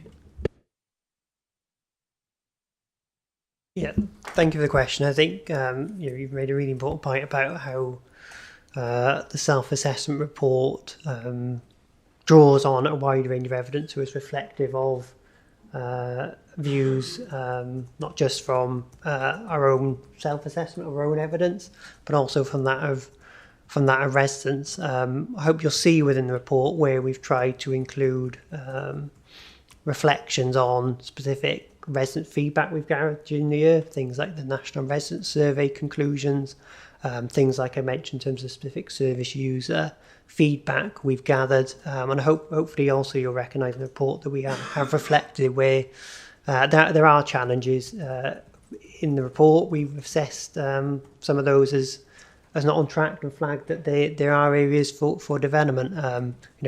For example, we've made progress in terms of things like you mentioned, waste and recycling, in terms of our high recycling rate in Monmouthshire being above national targets. But we've also recognised within the report some of the challenges around highways maintenance we have and our plans to address those. So hopefully you'll see that we are trying to develop that, and I think also we are very keen in terms of our next step in the process, in terms of that Let's Talk Resident Forum as well, in getting residents' views and those representatives' views from them on the specifics of the assessment as well. In terms of its performance, in terms of objective that's performed, what's performed less well, I'd probably take a bit more rounded view than picking out one. I think the assessment evidence demonstrates both progress and areas of development. When we look at our overall headline assessment, those levels I've talked through, it's pleasing that none of those levels we're assessing have have decreased. They've all either maintained their level or increased. Within those assessments, I say there are areas which clearly have demonstrated progress, and there's areas we've identified for development. I don't think, given the range of evidence, there's any one in particular I draw out to the committee. But clearly, where we're looking to do as a council is to make sure all our progress or objectives is moving up that assessment scale. So that would be sort of my more rounded view. Within the report, we do identify areas of development. There is one draft, particularly area of development identified around working with our communities around community resilience and how we support them, which is a finding from our peer panel performance assessment as well. So that's one particular area we've identified that aligns with what the panel have concluded. I think the very important points about reflecting residents' views and also making sure that we're being clear about where we're progressing well and not. I hope that gives a rounded answer to your question. Councillor Buckler? Thank you, Richard. Do you feel that our self-assessment process is valuable, or or how can it be improved so that it does actually achieve better outcomes? Yeah, I think thanks for the question, Councillor Buckler. I think we've, as an organisation, we've developed our self-assessment process since we first undertook it back in 2022. I think that the value in it is, if you like, the conclusions in it are vitally important, but it is that multi-layered approach that has informed it, where we also derive value as an organisation. So I talked about the foundation of this is evidence gathering and directorate-based workshops. So those are with our directorate management teams, where we have a couple of hours set aside to self-assess our performance. We identify areas going well. We also identify areas for development, and those service areas then are using those areas to inform their plans. Most of those are concluded then in the report, but there'll be more specific evidence that the services will be working on. So I think that allows us to certainly become more of a self-aware and self-assessing and then improving council. And then onwards in terms of then how we also involve and reflect more evidence from our residents as well, to make sure we're drawing a wide range of feedback. So I think that does help us improve. It helps us identify areas of strength. It helps us identify areas for development. And some of those then, obviously concluding those within the report, also allows you as members, our residents, to hold us to account for those. And for some of those more specific action plans, we will report back on them every year in terms of the progress we've made. So the whole, I describe it, the pyramid of self-assessment definitely supports us. In terms of development of the process, there is always room for development. I think we've been very clear, and Cabinet have been very clear, particularly in the paper that they agreed in May. Continuing to reinforce how we focus on outcome and impact, similar in line with your first question about making sure residents' views are at the heart of this, and we're gathering those across our services to inform it is absolutely fundamental. And also, I think, continuing to make sure that then we are presenting that in as clear and succinct way as possible. It does have a lot of requirements, the self-assessment report, so there's always going to be an element where we have to present evidence, and I'm sure as a committee, your support is providing you with the full evidence, so you can draw conclusions, but we also recognise that there's more we can do to make sure it's then easily communicatable for those who want to engage with the headlines, as well as having the full detail for those who want to continue to engage in the depth. So I think the outcome and impact, and and making sure it's engaged, and residents can engage in it and use it is two areas we're looking to continue to improve. Okay, and I guess the real potential risk for any local authority is that a gap opens up between how our residents see us and how we see ourselves. We scrutinised most recently, and it came to full council last week, the the panel assessment, which was not ourselves looking at ourselves, but it was local government looking at us. And it had some good things to say about the council. We're saying here in our self-assessment, everything is either good or very good. And the question, I guess, sits there, if our residents don't see us in that same way, there's a gap. And that's a potentially very problematic gap. I guess as councillors, we probably find ourselves in that gap a fair amount, because it doesn't tend to be residents who come forward saying, everything's just hunky-dory, we want to tell you about it. But nonetheless, it doesn't feel, that those two things are where they both should be, very much sitting in the same place. However, I guess that, that's very much behind the questions that Councillor Buckler is asking. Moving on to Councillor Strong. Thank you, Chair. Thank you, Richard. I won't go into that stuff about the gap. I think there's a lot of very important political and philosophical questions about why that arises, not least because I think residents have quite rightly very high expectations of councils, and our end we're aware of the limitations on what we can do, but that's a big discussion. We're charged with, as you say, Richard, looking at areas where there's grounds for further development. That's one of the things you put up at the start of your slides. So just and there are hundreds of aspects of our work that are in that document. I'm just going to pick up on three, just because they've sort of come across my desk quite recently, and might be a bit niche in one or two cases. If we're creating a fairer place to live, Flying Start is a key aspect of that, and I'm informed that Public Services Committee will be scrutinising that in the near future. But just to then flag up some of the key issues there. One of the problems with Flying Start is that it's a postcode lottery. You can live in one area and get Flying Start, and in fact live the other side of the road and not get Flying Start, and that leaves us in a situation where you might have some families who are reasonably comfortably off and have access to the various facilities that they want, but they get Flying Start. Across the road, there might be families who are really struggling and desperately would very much benefit from Flying Start, but aren't eligible for it, and that's a real problem. So, what can we do to encourage the Welsh Government to A, expand Flying Start, and B, to make it more flexible so that it's not that blunt instrument of what I call the postcode lottery. Now, we know the Welsh Government has plans to expand childcare, but of course we need to be very aware that Flying Start is about much more than childcare. Important, no childcare is. So one question there. The report refers under, I think, also Fair Place to Live, about warm spaces. After last week, our minds are focusing very much on cool spaces as well, and so they should. I mean, it's a key risk that many people face under climate change. Again, what can we do about this?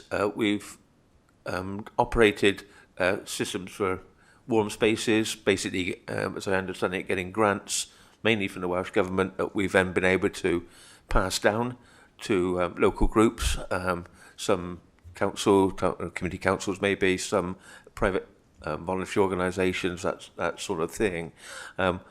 What can we do to encourage the Welsh Government to think in those terms as well as of cool spaces, as well as warm spaces, which go way beyond also just actually providing a cooler, warm area. They're important aspects of combating social isolation, because they're places where people can meet. And this one may be a niche one. The food and farming strategy, I gather we drew one up some years ago now. Part of that, it's referred to in the report, is of bringing and making sure that our schools are serving local food, locally produced food. Can we also, as part of our strategy, look at doing it the other way around as well? And that is not just taking the food to the children, but taking the children to the sources of the food in terms of farm visits, for example.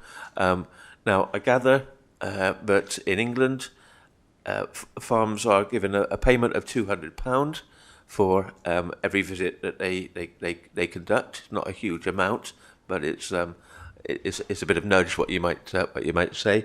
I'm not sure that we have a similar system in Wales.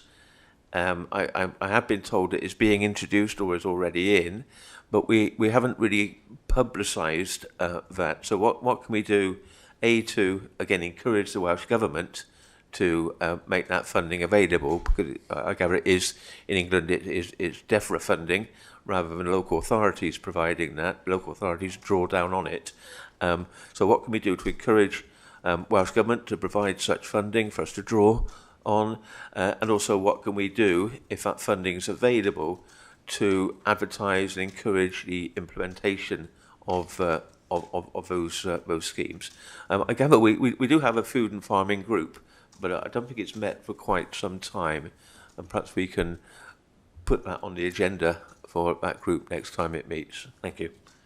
Thank you, Councillor Strong. Who wants to pick those up? Thank you, Chair. I'll pick up the first one of Councillor Strong's questions with regard to Flying Start. I think it's a really important question for us. It is an entirely grant-funded scheme. We try and be as flexible as we can be within that grant funding, but clearly it is a grant that we have to comply with.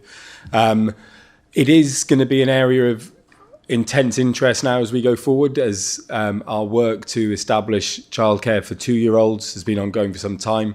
The new government's ambition for childcare from 9 months will be a real challenge to the sector in Monmouthshire. I think it's really important we recognise the wide range of activities that are undertaken in Flying Start to support some of our families. That's the most important thing.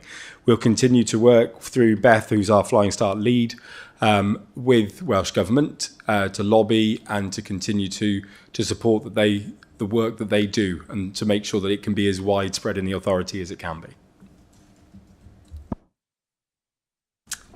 And the other questions that Councillor Strong raised, who wants to pick them up? I think Chair, Craig O'Connor is online and he's going to come in on the issue around food, and then I'll, if that's all right, conclude with some of the other questions from Council. Perfect. Thank you. Welcome, Craig. Welcome to the meeting. Thank you, Chair. And for those at home, it's Craig O'Connor, Chief Officer for Place and Community Wellbeing. Thanks for the question, Councillor Strong, in relation to food. And it's quite timely, actually. You did mention that the all-member group hasn't met for some time. There is a date going in the diary in the next few weeks to give members a full update in terms of where we are with the food strategy, how it's been progressing, and the work that's been going on. In terms of the work that you've mentioned, in terms of making sure that our children in our schools have that connection with local produce and local food and the farming industry, there's certainly been a lot of good work in that area. A number of schools have taken part in the Cloyd Boyd Food Stories, really showing our pupils in terms of that local produce and what's going on. We've also been participating in the Welsh Veg in Schools programme, which looks at the crops in our local area and how we can connect them to our schools. So really, really good work going on that, and we're looking to report that back into members as part of that working group in the next few weeks. There should be going in the diary shortly on that. And we're very, very successful ultimately in terms of being very successful recently in getting some grants as well as part of the Marches partnership. So we've got £1.4 million we've worked for a 4-year programme to really push that local produce, and working with our procurement colleagues to see how we can engage in that more and bring in more local produce into our schools as well. So there is a lot of good work going on. Hopefully members will be able to engage in that workshop in a few weeks' time. We'll give you a more fuller update in terms of where we are, but just wanted to give back that feedback for Councillor Strong and members of the committee. Thank you, Craig. And Matt, over to you again. Yeah, thanks, Chair, and to come back to some of your other points, Councillor Strong. It's always a sort of challenging situation for us when you have UK government funding on devolved matters, and then that's something which gets passed to Welsh Government to determine how that spend goes. Sometimes these things will be reported in the national media, and a lot of our residents will get their news from London-based media and will have an expectation that something will automatically happen in Wales. As everyone will be aware, we've got a new Welsh Government in place. This means that Cabinet and SLT will be needing to form and are in the process of forming relationships with new and incoming Welsh ministers to build those relationships and to make the case around certain funding streams and opportunities. One of the key things for us in all of this is to make sure we have that data, we have that evidence of local need. So we're not just talking in broad terms, but we're talking quite specifically about some of the things that will make a difference to residents and can use that to make our case when these funding streams become available. If I could just, while I've got the microphone, thinking about residents and looping it back to the point Councillor Neil rightly made earlier, we always do have to be mindful when we're doing work like a self-assessment of that potential for a gap between residents' perceptions and experiences and that which we assess. And in his introduction, Richard made a point that we this year are taking this assessment into or sending it to the Let's Talk forum to get perceptions of residents. We have continued to run and will continue to run the resident survey to gather that evidence of residents' perceptions. Equally, we have to be mindful that as a local authority, we're often operating and delivering services in the spaces where the market won't operate or the market doesn't operate. And often that's in the most complex areas of people's lives when they're dealing with incredibly challenging circumstances. And we have to recognise that this isn't making widgets or delivering parcels. It's the complexity of human life. We don't always get it right, and we have to work hard to work with and alongside residents to understand what good looks on their terms and use that to improve and evolve our services. Councillor Strong, are you content with those responses? Just a quick comeback on Flying Start. Absolutely, I think we're on the same page on this. I'd just like take the chance to commend our Flying Start people. I've had quite a lot of correspondence with Beth, and I do sense from her the frustration that she feels in wanting to provide a wider service, but being hidebound by the legislation. So many thanks to that whole team. On food, I very much look forward to the report that will go to the working group. That's going to make really interesting reading. Just a bit about self-assessment in general, if I may, Chair. Well, I've got the microphone. It strikes me that self-assessment is not just about are we doing well or are we doing badly, or it's about knowing where we are. And I've come across it in my when I was teaching. Ofsted wanted to know that we knew where we were. So if we were doing well, but said we weren't doing very well, that in itself was a failure, because that's an indication that we hadn't properly monitored where we were. So it's about appropriately monitoring where we were. So there shouldn't be false modesty there, just as there shouldn't be overestimation of what we're achieving. Where it's being accurate about where we are in our provision. Thank you. Yeah, I think it's a well-made point. I suppose the point that's been made is that it's a very subjective thing, and the way in which we can make it more objective might be by infusing it with more resident input. But that's something we've already talked about. On the issue of Flying Start, it is interesting in the broader context of universal free school meals that we're reporting. The percentage of pupils choosing to receive universal free school meals has gone down significantly from 75% to 68.6%, and the target is 77%. Is there any particular reason that we know about for this? Because it's in the same context of supporting those people who most need it, and this would indicate that there are a lot of people who are simply not accessing what is available to them.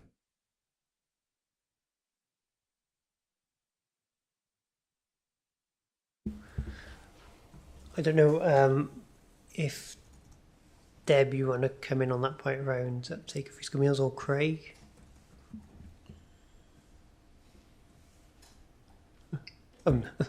My apologies. Can you repeat the questions?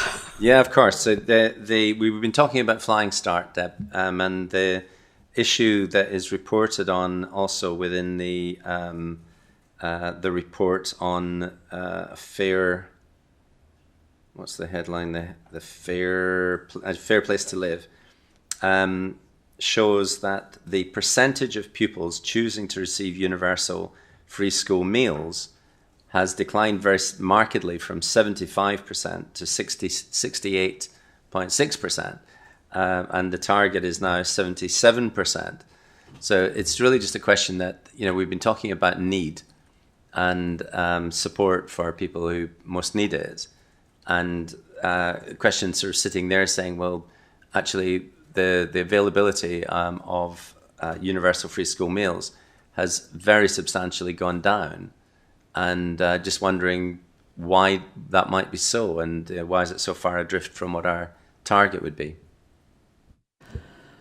So the percentage you have there reflects the wider, all of the schools, rather than individual schools. We have some schools that operate at figures much higher than the 77%. We have others that are much lower. It's fair to say that those areas where we have lower figures are probably the ones we would like to see much higher uplift, because they are the areas where actually the learners would benefit from universal free school meals. It's quite a complex situation as to why those meals in those areas are not taken up. The corporate catering manager has done quite a bit of work speaking into the learners in those schools, try to understand from parents. We've recently, we changed the menu in the start of the summer term. We're currently doing a survey of all the parents to understand what they like about the current menu, what they don't like, because we did see a reduction in take-up as a result of the introduction of the new menu. That partly is being driven by changes from Welsh Government in terms of meat-free days, etc., that we have to make sure that we're compliant with. We also get concerns raised around the size of the portions that we serve. For some children, it's much too big. For others, parents feel it's not enough. The current government policy is that the universal free school meal is the same size for all primary learners. That is set to change, or certainly was under the last administration, where that will be changing from October, where we will be able to offer varied sizes for junior and infant, if I use those analogies, which we think will help with take-up as well. So as from the back of the parent survey, we are going to be reviewing that, as well as doing some reviews with the cooks.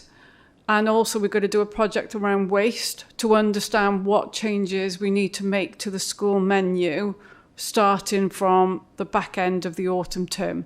So we are trying really hard to increase uptake, but we need to do that in a compliant way with the healthy eating in schools agenda that we are required to commit to. At the same time, we do provide jacket potatoes, we do provide salads that all children can access. I know that there's been feedback that parents are unhappy that we're not necessarily serving sweet desserts every day now. Again, we're not able to. Welsh Government guidance has prevented us from doing that, but we do offer things like cheese and fruit.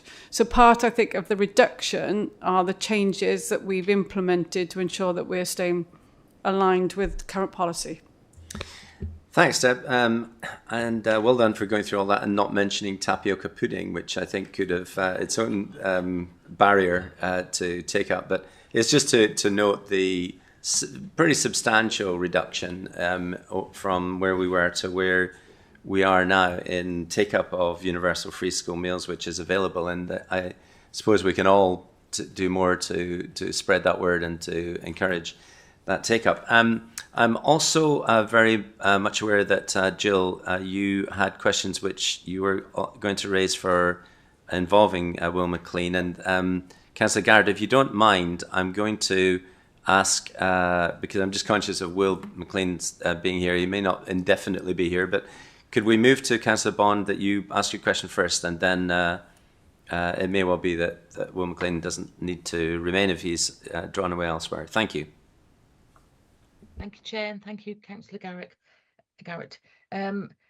Right, I've got 3 questions. The first one is around a fair place to live, and it's the decision to not have a poverty and equality action plan and a report.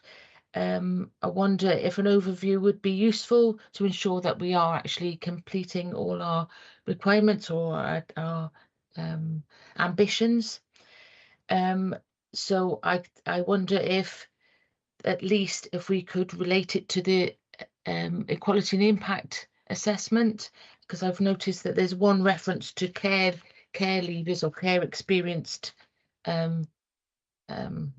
people, one reference where there's the number of people who've been in at least 3 months of education, training or employment, and our target is 60%. Is that good enough? That's one question, please. And so why we've decided not to have a strategic plan, but are we picking up all those other areas that are in the equality impact assessment? The other area, of course, is veterans, which and service people, I don't think is in the report at all. So please, could we well, I understand that we don't need to document for document's sake. We need to make sure that all the areas and the equality and impact assessment are included in this report, I suggest. On the fair place to live, the free or subsidised play provision has decreased, and I wonder what that is, please, and why that's happened and the impact. And under a learning place, this is the Will bit. So on page 44, the emotional based school. Sorry, I can't remember I'm writing. It suggests that with the way that we're working, still suggests that we're reactive rather than the proactive. We've discussed many times about giving young people, the skills to cope and tools to understand what's going on in their lives as going through adolescence, but also and cope with anxiety and get resilience. But we keep talking about ELSA and other opportunities which are after the event when an issue's been found. So are we doing anything towards helping young people who have not yet come to the attention of support, but to help them from becoming anxious, going to extra different provisions. Let's try and help them before it happens. I know I didn't share that very well. So there's page 44, page 50. There's also a thriving, ambitious place. The number of NEET that comes into that, and why is it the percentage red when we're meeting our predictions or seem to be meeting our predictions, especially as we've reinstated the work experience opportunity, which is wonderful, and also the apprenticeships. So do you want me to repeat that? I did get a bit muddled, sorry. Okay, thanks, Councillor Bond. And we'll see how our officers get on with that. So who wants to start with that? Will, did you want to pick up initially, and we move back to Equality Action Plan? Yeah, fine. If I take, I think, the latter part of the questions, then I'll pass it over to the front of the table. So starting, I guess, on the NEETs. So those are those children and young people who are not in education, employment or training. This is a challenge right across the UK at the moment. It's not specific to Monmouthshire or to Wales, it is a huge challenge of the youth labour market. So you can see there in that table that our performance has improved. So we've gone from 3.1% to 2.5%, but the target for that year was 1.5. So although we've improved, we haven't met the target we set ourselves. There is an awful lot of work going on in that area to help support those learners. And in the transition that went from shared prosperity funding into the new local growth fund, which has got some very specific focus, we've been able to secure continued support for some of those learners. But also in this year's budget, we moved across our Inspire funding from shared prosperity funding into the core budget. And those are the workers who are based in the schools to really work with those learners who are at risk of becoming NEET. So we're doing a lot there, and hopefully in the future years we'll see improvements in that NEET position again. With regard to the point... Just start, before we move away from NEETs just for a second, can I ask why we suddenly move from numbers to percentages on showing the number of school leavers not in education, employment or in training? Percentages are interesting up to a point, but the number is the number of individuals. We've got, 12,000 pupils in our schools in Monmouthshire, roughly. So 2.5% is that 300 young people? And 300, I think, is a far more potent number than 2.5%, which doesn't necessarily tell us very much.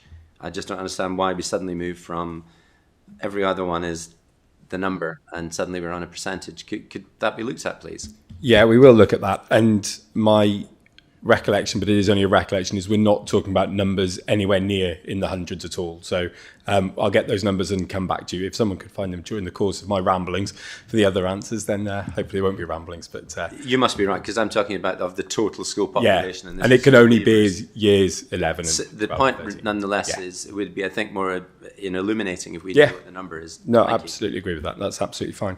With regard to Councillor Bond's question about this piece around where we talk around ELSA and we talk about EBSA, which is emotionally based school avoidance. So those are those children who can't attend school because reasons such as anxiety or kind of school phobia. And again, just to recognise the number of children who, and families, I think it must be fair to say more broadly, who post-pandemic, the compulsion to attend school is not as strong as it once was. And there are families in our communities who attending school, or for their children attending school, is not seen as a priority, whereas we always want it to be very clearly seen as a priority. So to Councillor Bond's question, in every lesson and as part of the curriculum, as part of the wellbeing aspect of the curriculum, there is that opportunity, and every teacher and member of the support teams who work in our schools will take that opportunity to work with children every day to make sure that they understand the challenges that life will bring to them, and to give them that opportunity to learn those tests of resilience that we've all had to learn at various points in our lives. The reason that we focus on sometimes in our narrative around the additional support that some learners needs is because that's becoming a far greater demand on our services than it had previously. So we're always focused, and teachers are always focused on supporting learners. And for very many children, every day there will be comforting and reassuring and learning experiences with their teachers that aren't captured as a specific intervention around their anxiety or around potential resilience issues. So I think that teaching children how to cope, learning about kind of the impact that life will have on you is something that happens every day in our schools. I think the last one I think that I would probably be able to comment on, I know colleagues will as well potentially, is around the note around the play. And I think that's the measure that you cited is related specifically to the food and fun provision and how that had gone down. So food and fun is a provision that we put on through the summer. It's available in areas for children to access. It provides them with an opportunity to have a good meal again through the day, but to participate in a range of activities. It's run by Mon Life. One of the real challenges we've seen over the last couple of years is that it's a free provision. And what we've seen is that people register for it because it's free, because you can register it. So you put your child down for 3 or 4 weeks in the summer, but then other things happen and you take your children out. And the flexibility of it being free has actually been detrimental, I think, to our ability to focus on really driving up those rates. So it's there, everyone can attend. So there's a bit of a kind of a perverse tension in us providing a universal offer because people opt out of it very easily. And I think if people had to register and maybe make a contribution, then that might mean that we were seeing more people go up. So that's just been one of the tensions around that. If anyone gets an opportunity to attend through the summer, it's a brilliant opportunity to go and see what happens in a number of our schools. The provision is excellent. I can see Councillor Strong nodding. I hope he's been able to do that in the past. Okay, I think that covers the 3 areas that were for me, and I'll pass over to colleagues for the equality plan. Thanks, Will. Matt, did you want to pick up? Yeah, thanks, Chair. And Councillor Bond, if we miss anything here, a few of us will sort of come in, but please pick up. So on your point around not having a dedicated strategy for poverty and inequality, I do stress, so in terms of inequality, this doesn't in any way denude our aspirations around equalities. We still have our strategic equality plan, which was monitored at as part of the annual monitoring report at committee a couple of weeks ago, with Penny Walker and Councillor Angela Sandals in attendance. But one of the reasons for not having at this stage of the term a new poverty and inequality strategy is that it's felt that work can be delivered far more effectively by mainstreaming it, because poverty is something that affects people throughout our communities in all areas of work. And one of the things hopefully members see and members of the public in looking at this self-assessment is in all of these different facets of work, there are elements of this where we look at how we can most effectively target our responses to make sure they touch those corners of our community where inequality and poverty may affect people. So examples such as the food and fun programme, which ensures targeted support that gives access to nutritious cooked meals for young people over the school holidays when they may not otherwise be able to access that sort of food and provision. Our new prevention strategy, being led by Jane Rogers and Councillor Ian Chandler. Again, something which is focused on inequality throughout our community and making sure that those opportunities are targeted where they can make the biggest difference to people in our communities. So the absence or the decision not to create a dedicated strategy doesn't mean it's not of significance. It's something which needs to be mainstreamed and embedded through everything we do as one of the clear priorities set out in the sort of purpose of our community and corporate plan. On veterans, I don't think, and this is probably remiss of me, that we got a specific mention of veterans in this. And I'm feeling terribly guilty as I catch the eye of our Armed Forces champion, Councillor Peter Strong. But it is something which we are absolutely committed to. We have maintained our Gold Award as an authority and as an employer.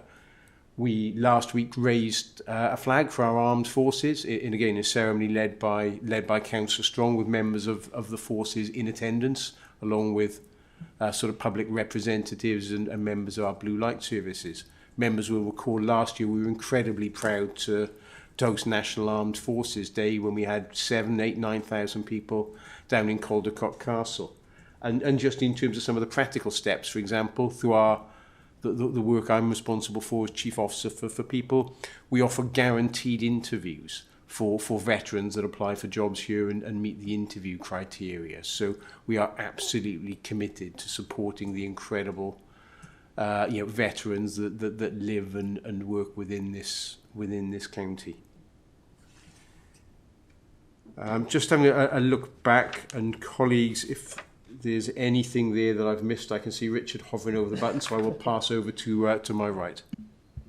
Yeah, thanks. I just wanted to pick up on the helpful point made around quantifying how many people may be affected where we use percentages as well. I think it's a really important and valid point you raised, Chair. And I think what we'll do is within the report where there is, that context needed, we'll add the number of people it affects as well as percentage. I can clarify in terms of the NEET score leavers at year 11, the 2.5% reference relates to 20 pupils. So when we'll add that to the report, I think it's also relevant to the question Councillor Bond asked around potentially of care experience young people who've completed these 3 months in education, training or employment. It's also helpful if we add in, and I don't have those numbers quick enough to hand, but we'll add in the number of care experience young people that also reflects as well, so you get that sense of how many young people or people we're related to. So thanks for the feedback.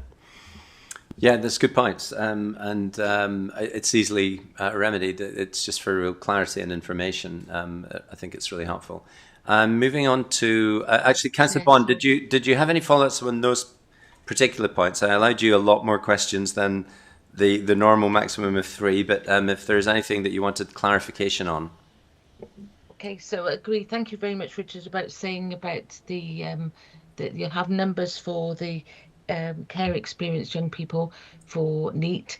A concern is 60% of what? 60% of 100 is different to 60% of 10, obviously. So we really need to know, because my question was, is that good enough to only have 60% that have had 3 months of training or education or in work?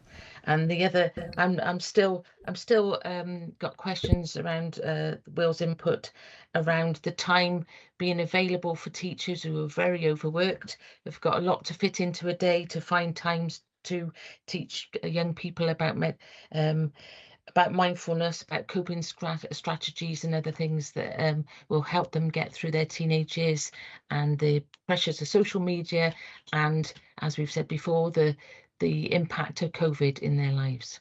Thank you. Thanks, Councillor Bond. So, Richard, did you want to pick up on that, and then Will? Yeah, I think it's okay to bring Jane in on the cake. Yes, people please in do. our sport, Chair. Jane, welcome. Good afternoon, everyone. Jane Rogers, Strategic Director for Social Care Safeguarding. Yes, it is important to get the actual numbers because this cohort of care leavers is really quite small. So, just the 1 or 2 children, young people can affect those percentages. I think firstly, we're very aspirational for our care leavers, and many of our care leavers go on to achieve amazing things, attending university, getting really good jobs and so forth. But I would say that 60% target has been something that's been fairly stable over recent years, actually, in terms of how many young people do hit that particular category of not being in education or employment for longer than 3 months. But and they there are many reasons why some of our care experienced young people don't move in to that employment, training or education. And some of them are very legitimate reasons. For example, as members will know, we look after a number of unaccompanied asylum-seeking children. Some of those young people will go on and they won't have the right to work at a particular point in time. We have care experienced people who are parents or who are in ill health and can't work at that particular point. It's quite a narrow, defined sort of time period that the target that hits. And then there are also reasons why, some care experienced children, young people, are not in a position where they can access health, education or employment just because of where they are in their particular journeys, whether they're psychologically ready or need sort of support to address other issues in their life at that particular point in time, and for understandable reasons, given some of the issues that they faced in their young lives. However, all care experienced young people have allocated personal assistance. We start pathway planning with them early so that we try and make sure that they've got high aspirations and that the steps are in place to support them to do that. We'd like all, any of our care experienced children, young people, our priority for them is to lead happy and fulfilling lives.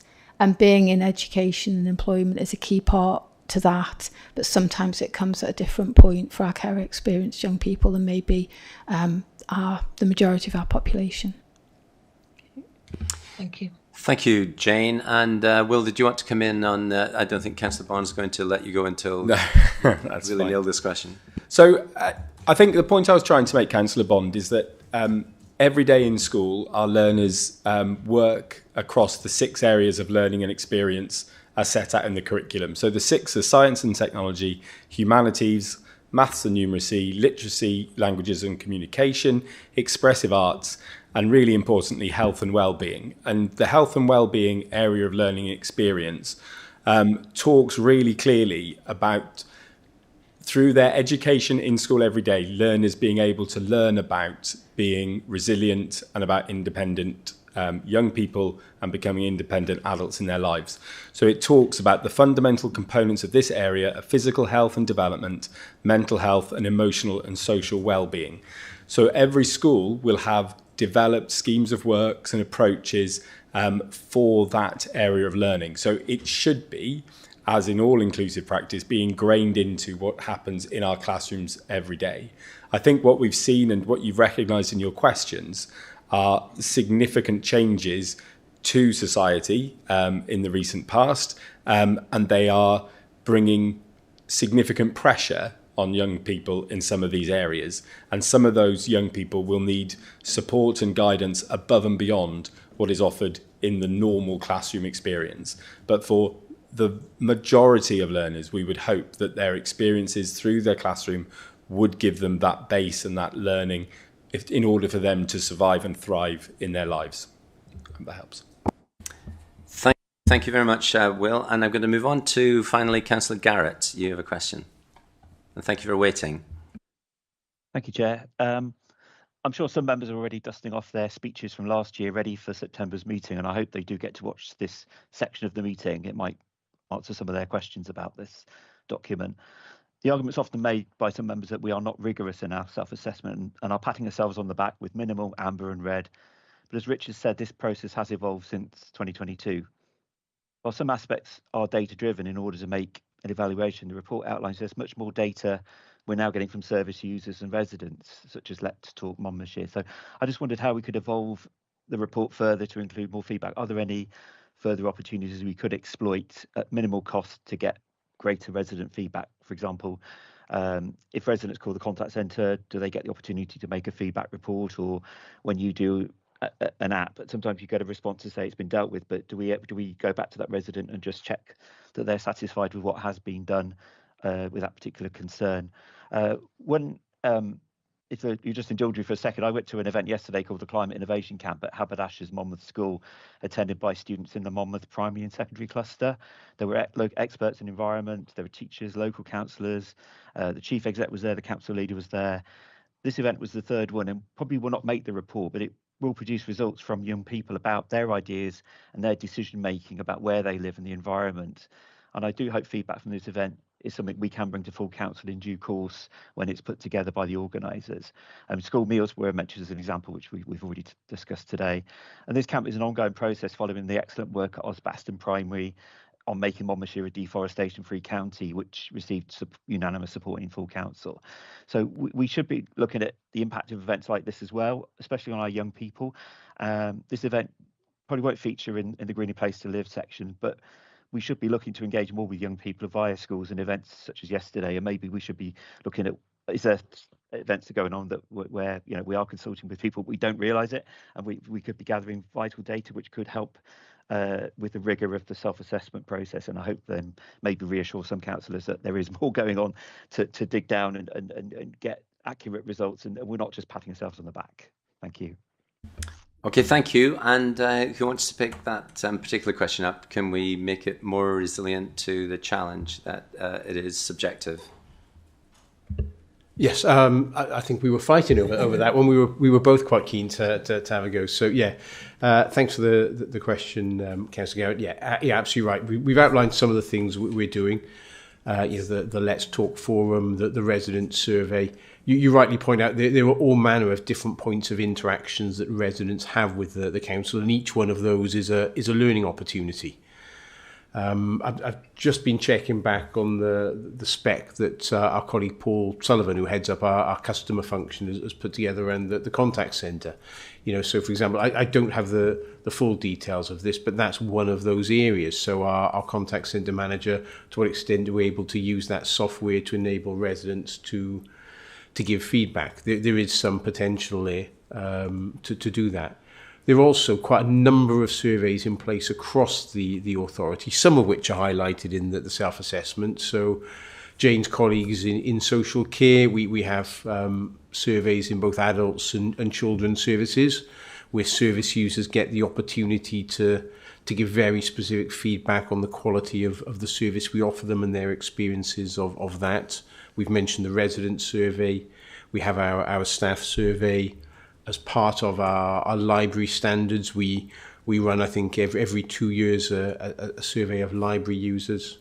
On Friday, myself, along with other members of SLT and people across the authority, have been invited to the annual youth service conference, where we'll get the opportunity to hear the findings of the youth service Make Your Mark survey, with young people in the county highlight what's important to them. So there's a lot we can do. That doesn't mean we can rest on our laurels, because there are a myriad of different ways in which we can gather and collect this information. The important thing, as has been sort of referenced earlier, is that we are able to use it, and that we make sure that the reports and the evaluations that they produce reflect the feedback and experiences of residents, and that we don't sit here in County Hall in front of laptops becoming isolated from the experiences of those who we serve. Good, and I think that's well said, Matt. Thank you for that. And I'm going to call an end to our questions on this report and move the recommendations of the report, which you would have seen at agenda item section 2. And I see no issues with the moving of those recommendations. So we're going to move on to I should say, by the way, I think I raised earlier that there are more bridges in Monmouthshire than there are in Venice. And I'm reliably informed that there are 435 bridges in Venice and nearly double that number in Monmouthshire. It looks like it's a safe statement. But that's if my information is correct. I'm going to move us on to item number 6, which is it's an additional item of business. It's not for full scrutiny at this meeting, but if you have any questions that you wanted to put to officers, they will follow up. Robert Eulenshire, they follow up in due course. Are there any questions any colleagues wanted to raise about the strategic risk assessment?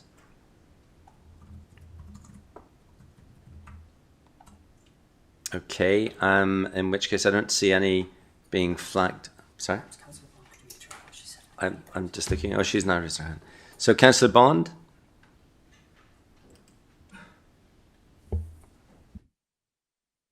Thank you, and thank you for the risk assessment. So it's really the questions I've got around the high temperatures we've experienced recently, and the impact on schools, young people, older people, services, delivery. So really the next step down from the fact that so 12 under 12B, the risk 12B about high temperatures. I've got a question about are we how much are we disseminating the risk and the need for contingencies further down the chain of services? That's one. Item 11, risk 11 around the RLDP. I wonder if there's some updated information, because of course it's been delayed. So what impact that will have on the side? I couldn't see explanation of what impact the delay will have on the risk to all the impacted resultant areas and projects. And number 5/6 around the loss of, I'll put that now, sorry, just 1 second, I'll put that information, around the thought, the concern that in the future hostile actors may use terrorism and in the form of IT infrastructure attack or systems, and whether we ought to be thinking more about the impact of that going down to local areas, for example. I know it wasn't terrorism, but you're probably aware Calscott School, the Wi-Fi was interrupted because a cable was broken into during building works, and the school shut because of apparently safeguarding concerns. So where are contingency and mitigation opportunities for any interruption to where future, as I say, future hostile actors may want to disable our power network or IT network or anything else to disable our defence and our continuing success as a nation. So those sort of areas. So it's 12B, 5 and 6 and 11. Thank you. Thank you, Councillor Bond, and I know that Robert has noted those questions and will pass them on to officers for responses, so thank you very much for that. Councillor Buckler. Thank you very much, Chair. What's sort of overriding for me, looking at the strategic sort of the risks here, is are we too comfortable with carrying high levels of risk? They come back year after year, and which sort of can suggest perhaps that they're being managed rather than resolved. So I'd like to flag that up as something of particular concern, and I'm sure officers will come back having considered that point. Thank you. Thank you. Thanks very much indeed. I think that's a broader question that needs to be given some consideration to. So we'll get feedback on that. And I'm moving us on then to, first of all, to move that report, which we have read, but we're not scrutinising at today's meeting. I'm going to move us on to item 7, the Council and Cabinet Work Planner is there for your information and consideration. And then item 8, the Performance and Overview Scrutiny Committee Work Programme and Action List. We have had to add a number of items to our agendas in the course of the months ahead, simply by the weight of officer reports that have been are planned to be forthcoming.